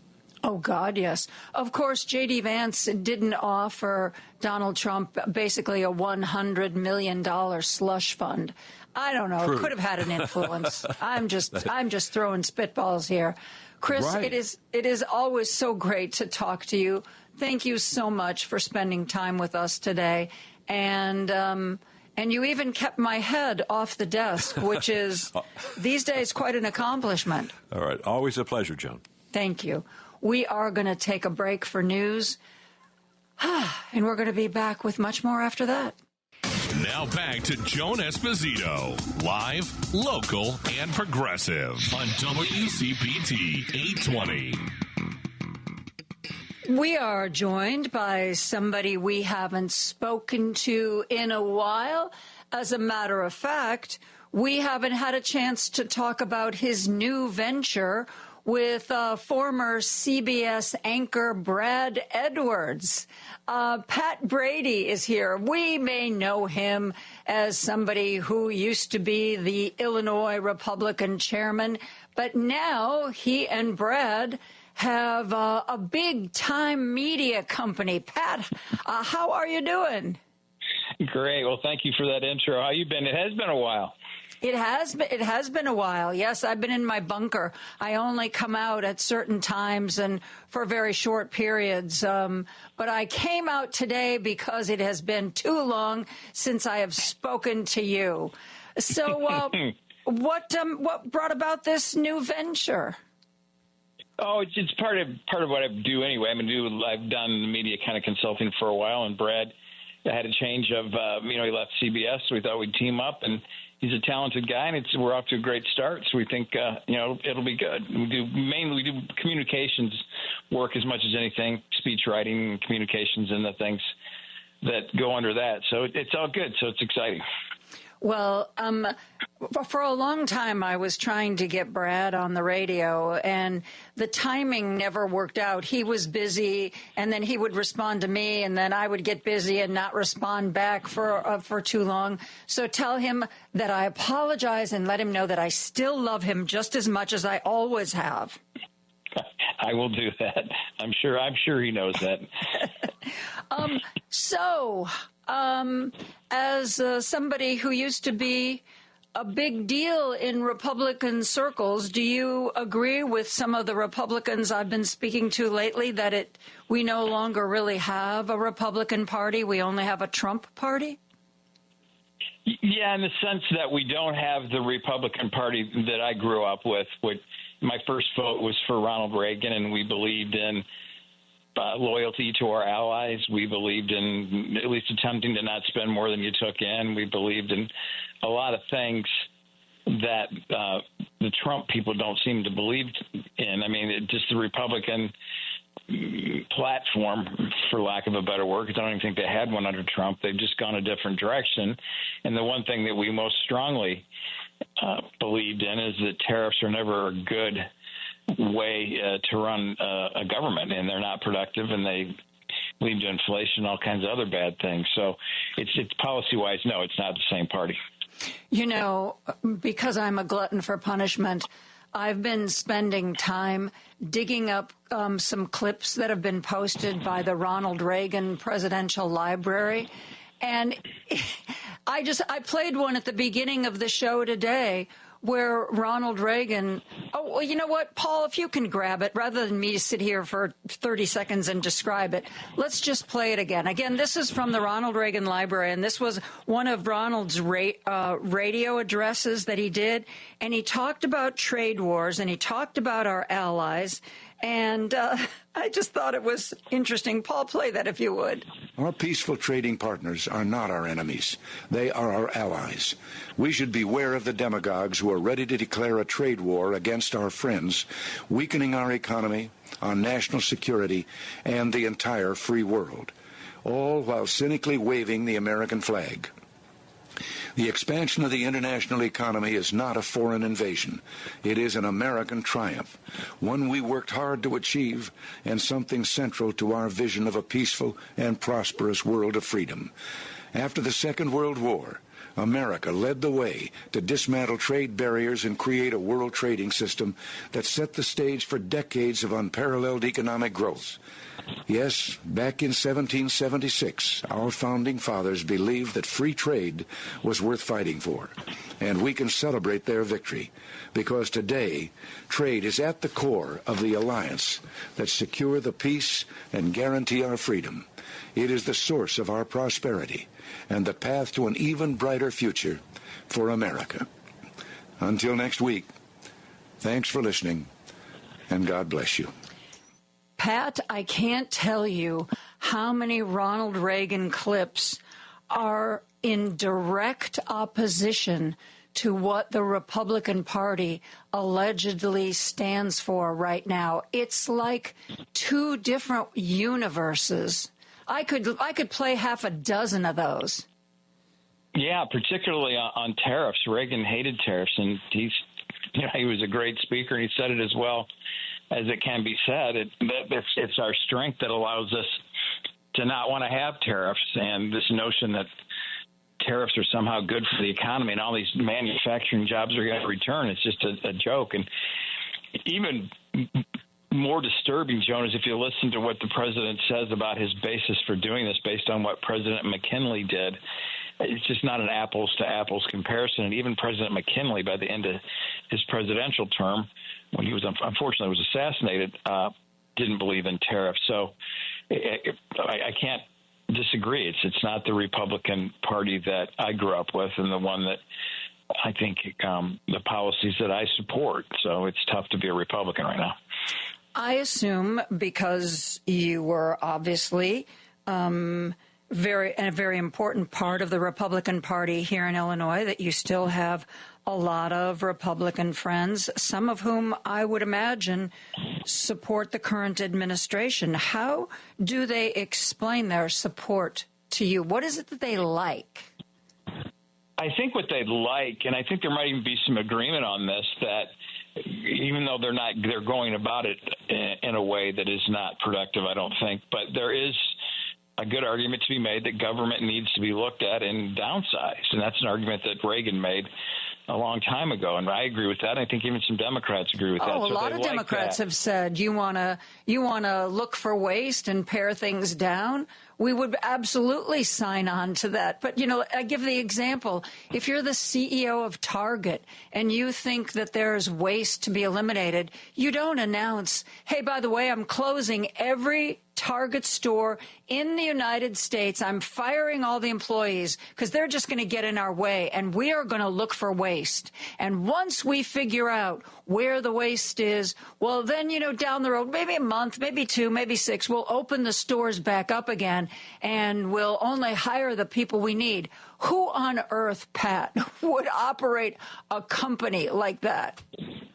Yeah, and that's Elon Musk, and that is why Trump keeps him around, because he wants somebody to be the hatchet man and take all the arrows on this, because it has been very clumsy the way he's handled it. But, yeah, you should not do it that way. And you're talking about it affects lives, and it needs to be done in a more compassionate way. And I think you're already seeing blowback when this stuff gets down to the district level, where Congress people are hearing from their constituents that this is not the way to do it.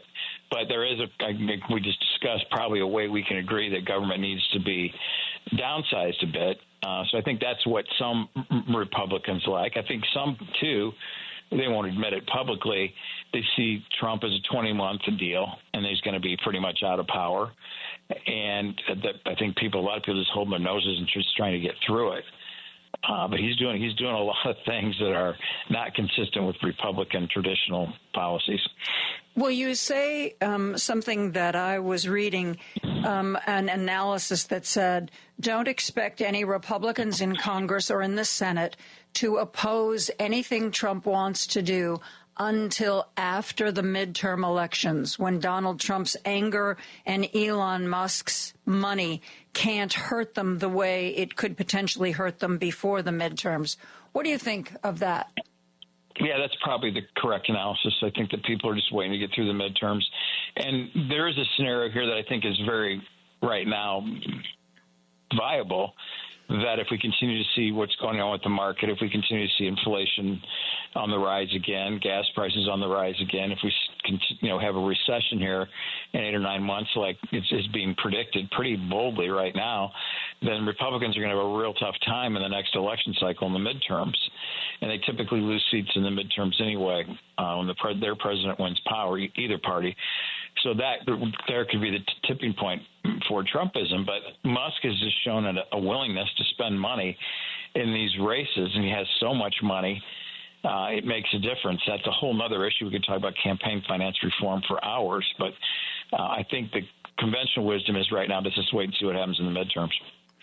Well, not to put too fine a point on it, but why would Republicans agree to campaign finance reform when the rules right now seem to give them quite a leg up? Well, Democrats are pretty good at raising money, too. I mean, Kamala Harris raised $1 million in 6 or 7 weeks.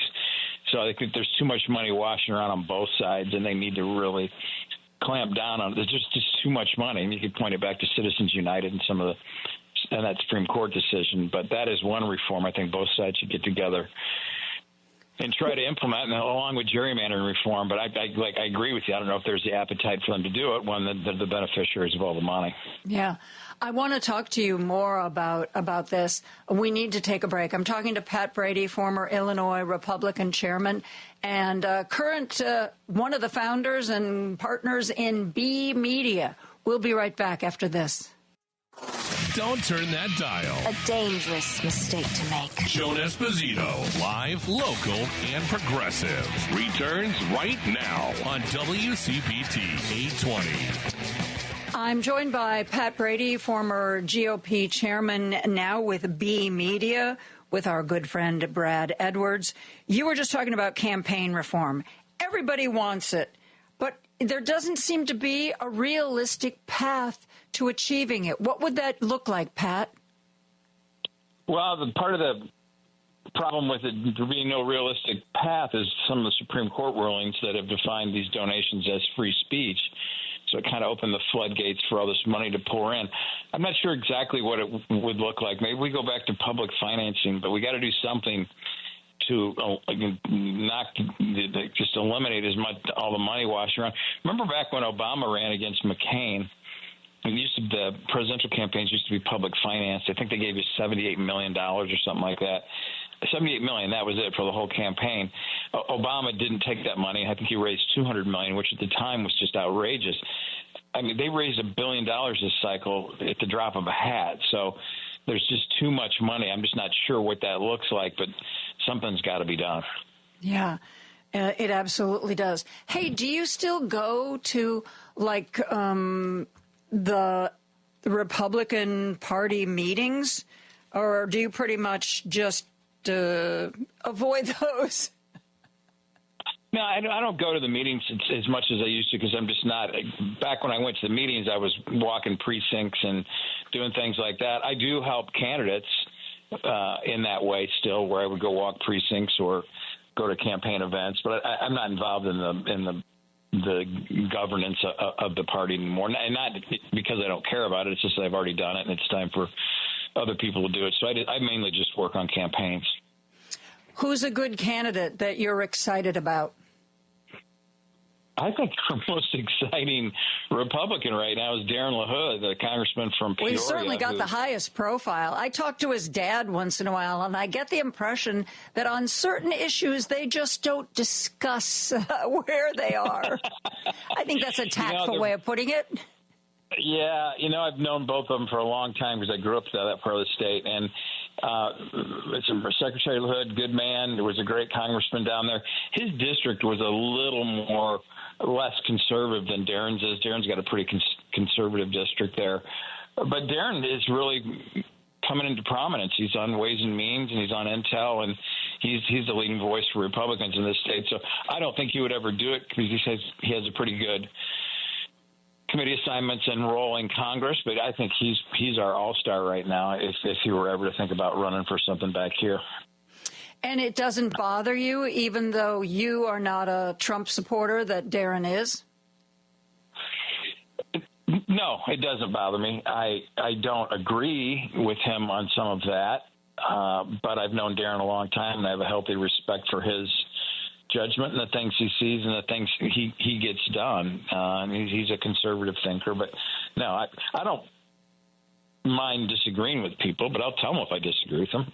But no, I don't. No one. That's I think part of politics that people kind of forget. You can disagree with people, and you should disagree, but that doesn't mean you're still not friends or respect them or support them. With the current Congress we have now, do you think there's any chance of bipartisanship? I mean, my understanding is the far, far, far right contingent has basically made sure Mike Johnson knows that if he starts working with Democrats on anything, that they're going to go after his job. Is bipartisanship dead, at least for now? No, I don't think so. I think is it on life support? Well, you'd probably see the same from the far left of the Democratic caucus. And I know this is mind-bogglingly boring, but the reality is we need gerrymandering reform. What we need to reform the way these congressional districts are drawn, like they do in certain states, so it's not drawn by politicians. So you get more moderates. Now it's just a race to the extreme of either party to win the primary. Once you win the primary, because of the way the districts are drawn, you stay there and you win. So that, to me, and I think even President Obama is working on this one, that's the big issue there, because we don't have too many centrists left. And the extremes seem to win on either side. I think anybody that's actually in Congress now doesn't like that at all, because it wasn't that way 10, 15 years ago. Do you think Adam Kinzinger is behind the scenes working toward a 2028 run for president? I don't know. Adam's a good friend I've known for a long time. I wish he would do something like that, but I'm not sure what he's going to do. He's got a young child, and we saw today that Trump tried to revoke his pardon because he said it was signed with an auto pen, so he's probably worried about. I saw that. Yeah, well, actually, Adam Kinzinger was very public. He was asked before it became known that there were pardons. I forget who was interviewing. It might have been Stephen Colbert. And they said, are you hoping you get a pardon? And he was like, no. He was like, don't pardon me. And if they want to put me in jail, they'll put me in jail. And I'll fight them just as hard from jail as I have been out of jail, which I kind of think most people, I would say that was being bombastic, but I kind of think he means it. No, I think he does. And the scary thing, I was a prosecutor for 10 years. I worked at the Justice Department. The way that this administration damaged the reputation of FBI agents and other federal agents, most of whom probably voted for Trump, and convinced people that they're all corrupt, and now that he's going to use this power that he has to go after people. Joan, for the life of me, I had this discussion with a bunch of former prosecutors the other night. I don't remember the president ever opining on what the Justice Department was necessarily going to do in its investigations. There's certain changes when different administrations come in, but nothing like, we're going to prosecute these people. That's not his job. Mm-hmm. It's not his job. In fact, I think it's improper for him to weigh in at all. That's what the Attorney General and the FBI, or the Attorney General, that's their job. I know it's in the executive, and arguably that position falls under the president, but I've never seen this kind of attempt at authority exerted over the Attorney General's office, and it's scary, because if they can do it to their enemies, they can do it to you and me. They can do it to whomever, and it's very, very scary. Well, I didn't watch the entire news conference that Trump did from the DOJ, but he also said that they were going to go after corruption inside the DOJ, and it was not a big leap to gather that by corruption he meant that anybody who in any capacity worked on any case that offended him. Yeah, which is unprecedented to me. To me, that is an impeachable offense. So it's worse than what Richard Nixon did with the IRS, back in the 70s. I don't get why there's not more outrage on that, but I watched a replay of that press conference, and as an alum of the Justice Department, I was shocked that he would say that, but no one seems to react to it. No, there was no condemnation. Even the usual apologists who go, it was a joke. Don't worry. Even there was radio silence. Yeah, I do believe, and I've said this for a couple of years, I've said it for 7 years now, the way to manage Trump better than has been done in the past is sometimes you do ignore him. Just ignore him, because the controversy is his oxygen. And I'm not sure if that was a conscious decision by people to do that, but I think sometimes it is better to ignore him, even as scary as those statements were. I read something recently that was a historical analysis of democracies that, at least in some countries, temporarily go away. And the conclusion that they seemed to come to was it's not somebody like Trump who's saying, I want to be a dictator.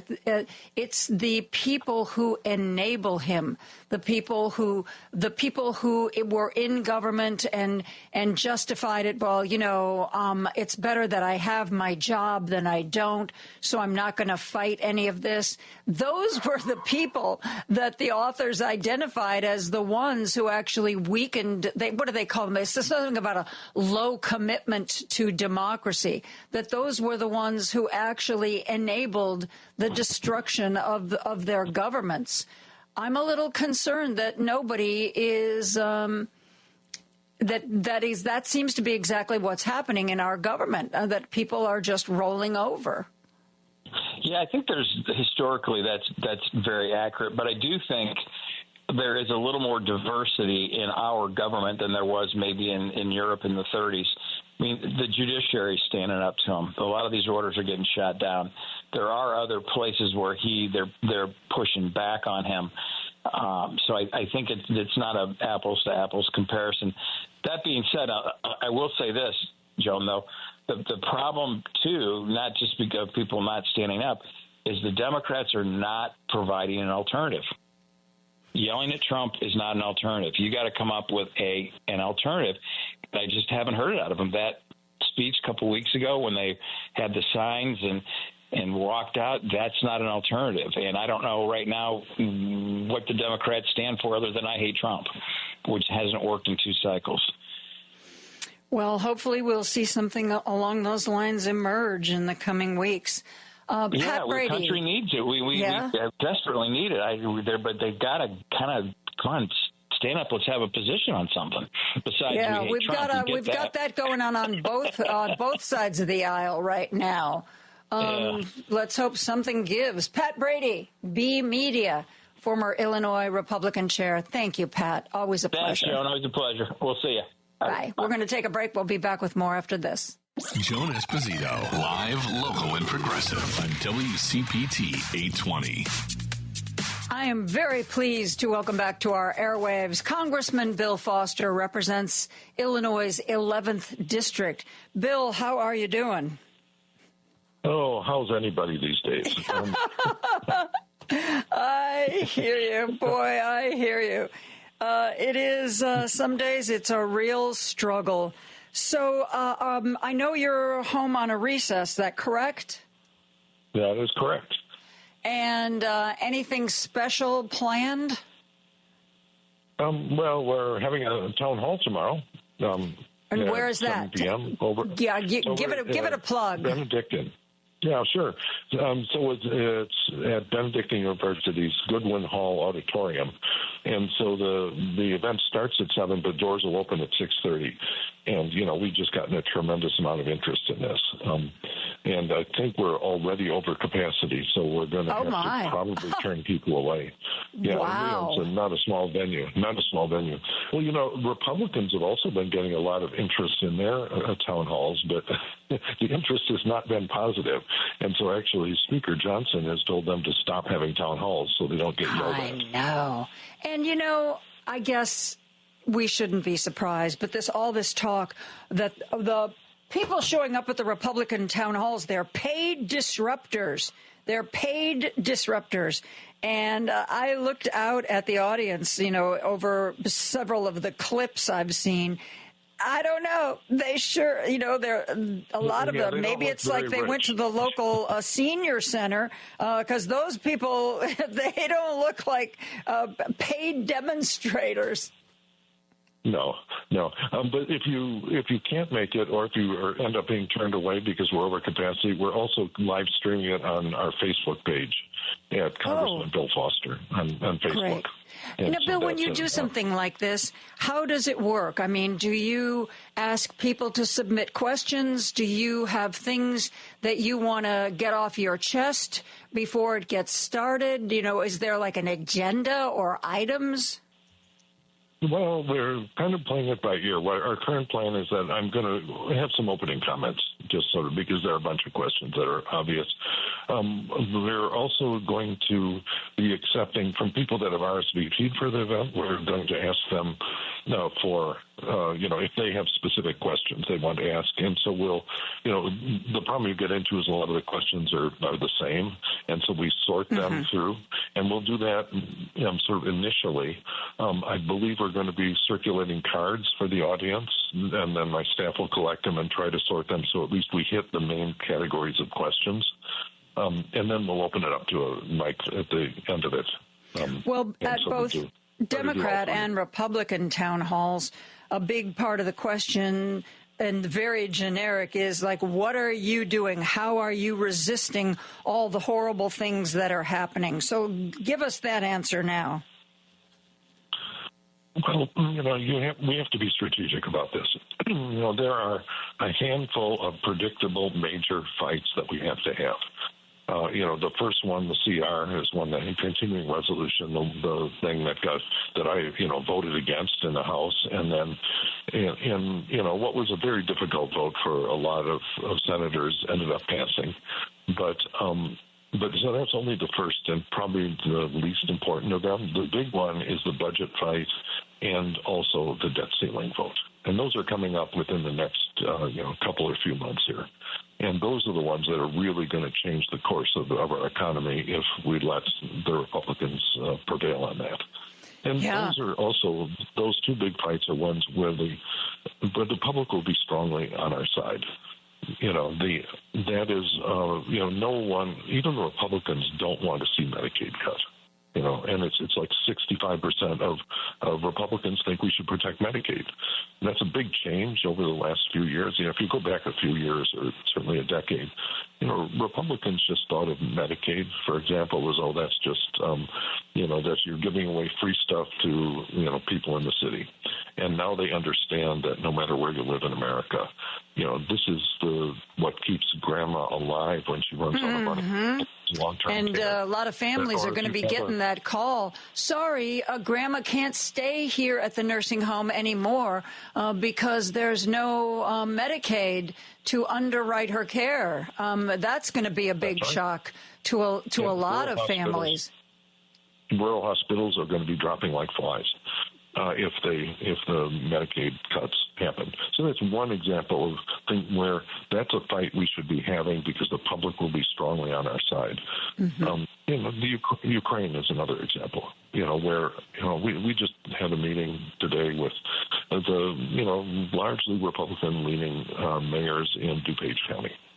Okay, and they were telling us privately that they were just horrified by Ukraine and some of the illegality that they're seeing out of the White House. And, they're not willing yet to stand up and say and speak against them. But, I think that's an important thing because, many people come up to me and they say, what can I do? What can I do now to help? And, one of my answers to that is that there are elections coming up locally, in municipal elections, and all across the country at different times in the next few weeks, there are municipal elections. And under normal circumstances, I think it's a good thing that municipal elections are often nonpartisan elections, okay? But in this point in our history, every elected official has to speak out of whether or not they support the illegal actions of the Trump administration. And any elected official who's not willing to take an position on that, they should, frankly, answer at the ballot box. And so if people want something they can do right now is they can go and have a look at their elected officials that are representing them or running to represent them and say, okay, what is their position? Have they spoken out against Trump's illegal actions? And if the answer is no, maybe they should be working to get someone that actually represents them on what is now an important issue. Bill, you said something that I'm hearing over and over again, that privately Republicans are as horrified as the rest of us by what's going on, but they're just not publicly ready to speak out yet. What's your sense of the threshold? What's the bridge that will be a bridge too far? Well, there's a spread of them. We've learned very painfully that there's a variety of kinds of Republicans these days. Many of them you identify by when they just say, okay, I've had it with this party and I'm just leaving office. People like Mitt Romney, who I had lots of problems with, but in the end, he just couldn't take it, or Jeff Flake even earlier. That there are a lot of those. Adam Kinzinger just finally had it. And so that's part of it, but that's too late. I think one of the thresholds will be when they see it is no longer in their best interest to stay silent. And part of that will be when they see Trump's poll numbers continuing to crater, when they see the economy continuing to crater. Just the Wall Street Journal was saying, well, right now all of the big company CEOs are not criticizing Trump, but talk to them again when the stock market, instead of being down 10%, is down 20%. And so, that's another thing. When the economy, when they go to town halls or go to senior centers and have the seniors tell them that their life savings on which they depend are being crushed because the stock market is crashing because of things that Trump has chosen to do and that are really causing damage. So all of these things will build up until at some point the fraction of Republicans for which morality isn't a question but simply self-survival in politics, at that point they'll say, okay, it is my interest to speak out against Trump. And so they'll come one at a time. There's one tipping point. Wow. Bill, we need to take a break. I'm talking to Congressman Bill Foster, represents Illinois' 11th District. We're going to be right back after this. Joan Esposito, live, local, and progressive on WCPT 820. I am joined by Democratic Congressman Bill Foster, represents Illinois' 11th District. Bill, there's so much that is happening. I mean, you gave us a heads up that, we need to pay attention to the debate and the vote that's going to be coming up on the debt ceiling. What else is going on, a bill or a movement of any kind that we should be paying attention to especially? I'm so afraid I'm going to miss things these days. Yeah, well, it's just a blizzard of activity, and this is actually a strategy by the Trump administration, by Trump personally. They know they're failing at a bunch of things. He said he was going to bring back inflation, bring prices back to where they were when he was in office. On day one, he was going to take action. Guess what? He's failing on that. And there's a technique that Boris Johnson would talk about, which is that when you're failing at something and you're failing at something publicly, sometimes your best strategy is to throw a dead cat on the table. And so that everyone will talk about the dead cat instead of your failure. And a lot of times when you see Trump doing something new and crazy, it's because he has failed at something and doesn't want people talking about it. He was going to end the war in Ukraine on day one. He said he would take him 24 hours to do it. Guess what? He's off by a factor of about 60 right now on this. Yeah, and he can barely get Vladimir Putin to take his call. I mean, he's been talking publicly about, I really need to talk to Putin about this. And apparently there's now a reluctant phone call that's going to take place. Yeah, no, it's a problem. And, you sometimes just need a coping mechanism to deal with this blizzard of noise. And I'm surprised you haven't asked me about the big issue of the day, which is whether or not I support returning the Statue of Liberty to France. I don't know if you saw that. I did see that. Insane. Oh, my goodness. Yeah. I haven't talked about it on the air, though, so give the listeners some context here. Oh, well, a member of the European Parliament from France gave a very eloquent speech. He's a really charming young guy. And about why, given the fact that the United States has abandoned the democratic principles that France admired so much, and he went down the whole list of things, and the anti-scientific bent that, firing the scientists and things like that, and he went through that, maybe we should consider asking the United States to return the Statue of Liberty. And then the White House today said, no, we're not going to do that, okay? I think personally that we should just send the Statue of Liberty back to France for safekeeping until we've repaired our democracy. Until we've earned it back. Yeah. Anyway, so that was. But you have to keep your sense of humor here. It's one of the many coping mechanisms we all need, but you have to stay focused on the important fights for the people we represent, and to balance those two every day to keep it being effective. Yeah, I agree. And, besides, how would we get it back to them? We'd have to, we'd have to lay her on her side. We'd have to float her back. And, I can see where that wasn't something. In pieces, as I remember. It was not a serious suggestion, but it tells you how far we have slipped from our ideas.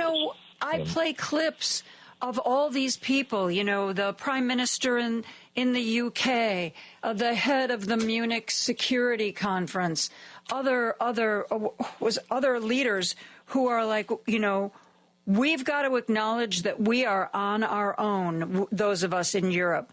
We've got to acknowledge that America isn't what it used to be. It may never again be. But, we've got to sort of figure this out on our own. And there was even some speculation that the European Union might want to put together their own military force, since, aside from separate countries, but that the European Union might create its own military, since the feeling was that we couldn't necessarily be counted on to fulfill our NATO duties. I mean, it's horrifying.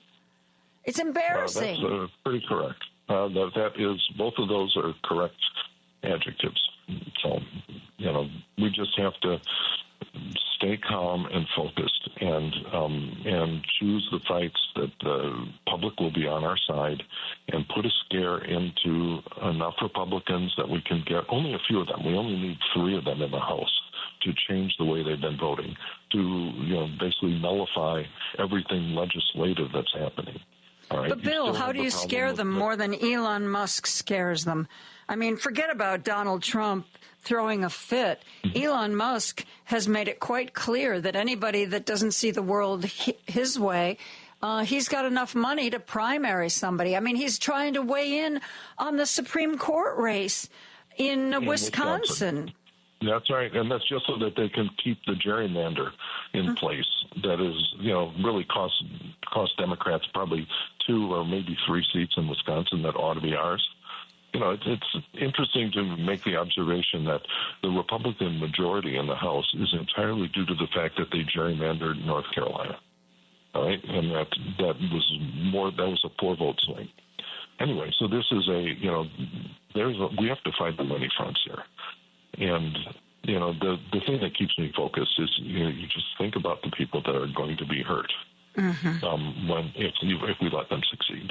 And that's Bill, I want to know if you think this is fair or not. There are people who've complained, why, these are really unusual times. This is not business as usual in any way, shape, or form.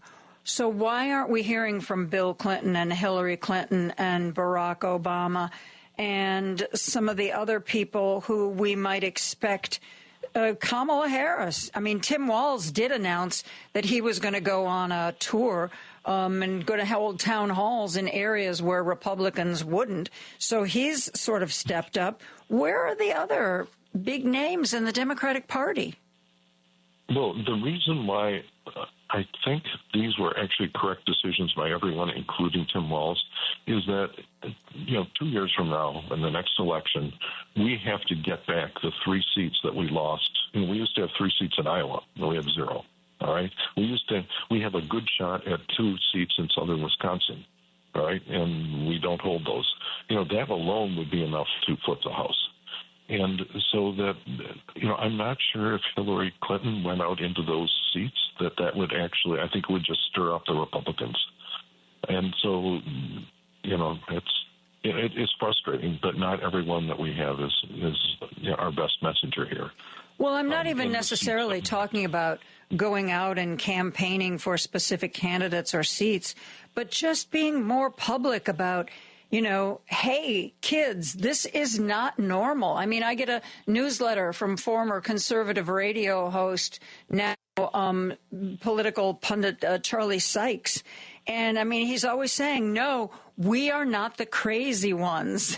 You are not crazy. This is really happening. And he's speaking out over and over again. I mean, I'm not talking about necessarily on the campaign trail, but going on, even if it's MSNBC and not CNN, but saying, hey, guys, you know, don't think you're crazy. This is not the way it's supposed to be.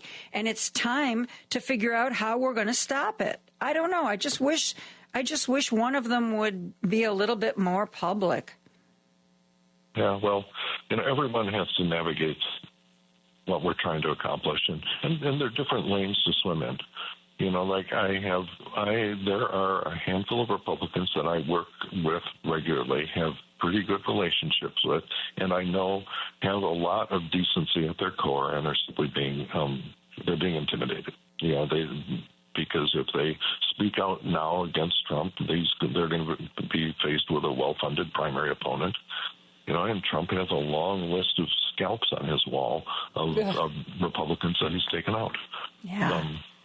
You know, one of the things that when I said, what's wrong with our system that this happens, if you think about it, Trump gets all of his power from Republican primaries, all right? And he does not try to play in states like California or like Alaska that have top two primaries. They have they don't have separate partisan primaries. So there's no Republican primary that Donald Trump can threaten people with in California or most of the West Coast states or in Alaska. And interestingly, if you look at what just happened, Louisiana also had a primary system like this, and they changed it specifically so they could go after a moderate Republican senator who's now in deep trouble because he's going to have to survive a Republican primary election. And so, you know, there's this group, Change Illinois, that I think does a lot of good work. And one of the things that they're working on is trying to get nonpartisan primaries, you know, either open primaries or ranked choice. Yeah, in ranked Illinois, choice, I think, would be such an important factor. Yeah. Well, you know, if you look at how it worked in Alaska, you know, it succeeded at its design goal of keeping Sarah Palin out of Congress. Because what happened is, no, seriously, that was very explicitly why they put that in. And so what they've had since then, because what happened in the election, Sarah Palin got the plurality of votes, and in a normal system, she'd be in Congress. But it turns out she was nobody's second choice. All right, and so the way you win a ranked choice election is to be everyone's second choice. Mm-hmm. And so what we did is we got a moderate Democrat, and then in the next election we got a moderate Republican. And this is a much better way for people to compete in a healthy democracy. I think so, and too. So I'm a big fan of that. Congressman Bill Foster, it is always a pleasure to chat with you. Thank you so much for joining us today. All right, and thank you for keeping the flame alive. We do our best. Well, mostly we do our best. I don't know if I did my best today, but thank you anyway for the kind words. That is going to do it for me today. Patty, man, has a packed show today. 1, 2, 3, 4, 5, 6 guests. It's really going to be, wow, it's going to be fascinating. A lot of it has to do with mental health. Jerry Kruger, Executive Director of NAMI, Mike Murray, Bloomingdale Township Mental Health Auxiliary. It is going to be a great show. Tomorrow, Richard Chu is going to be talking to Elliot Richardson from the Small Business Advocacy Council, and is going to talk to the Middle East correspondent for the Jewish News Syndicate. That should be fascinating. And then I will, of course, be back here tomorrow at 2 p.m. Now, remember, Wednesday of this week, we have the WCPT Book Club. So go on dastardlycleverness.com and read the next chapter in The Liberal Backbone. We will be talking about it with Spencer Critchley on Wednesday. Okay, put your feet up. Listen to Patty. Have a great evening, my friends, and good night.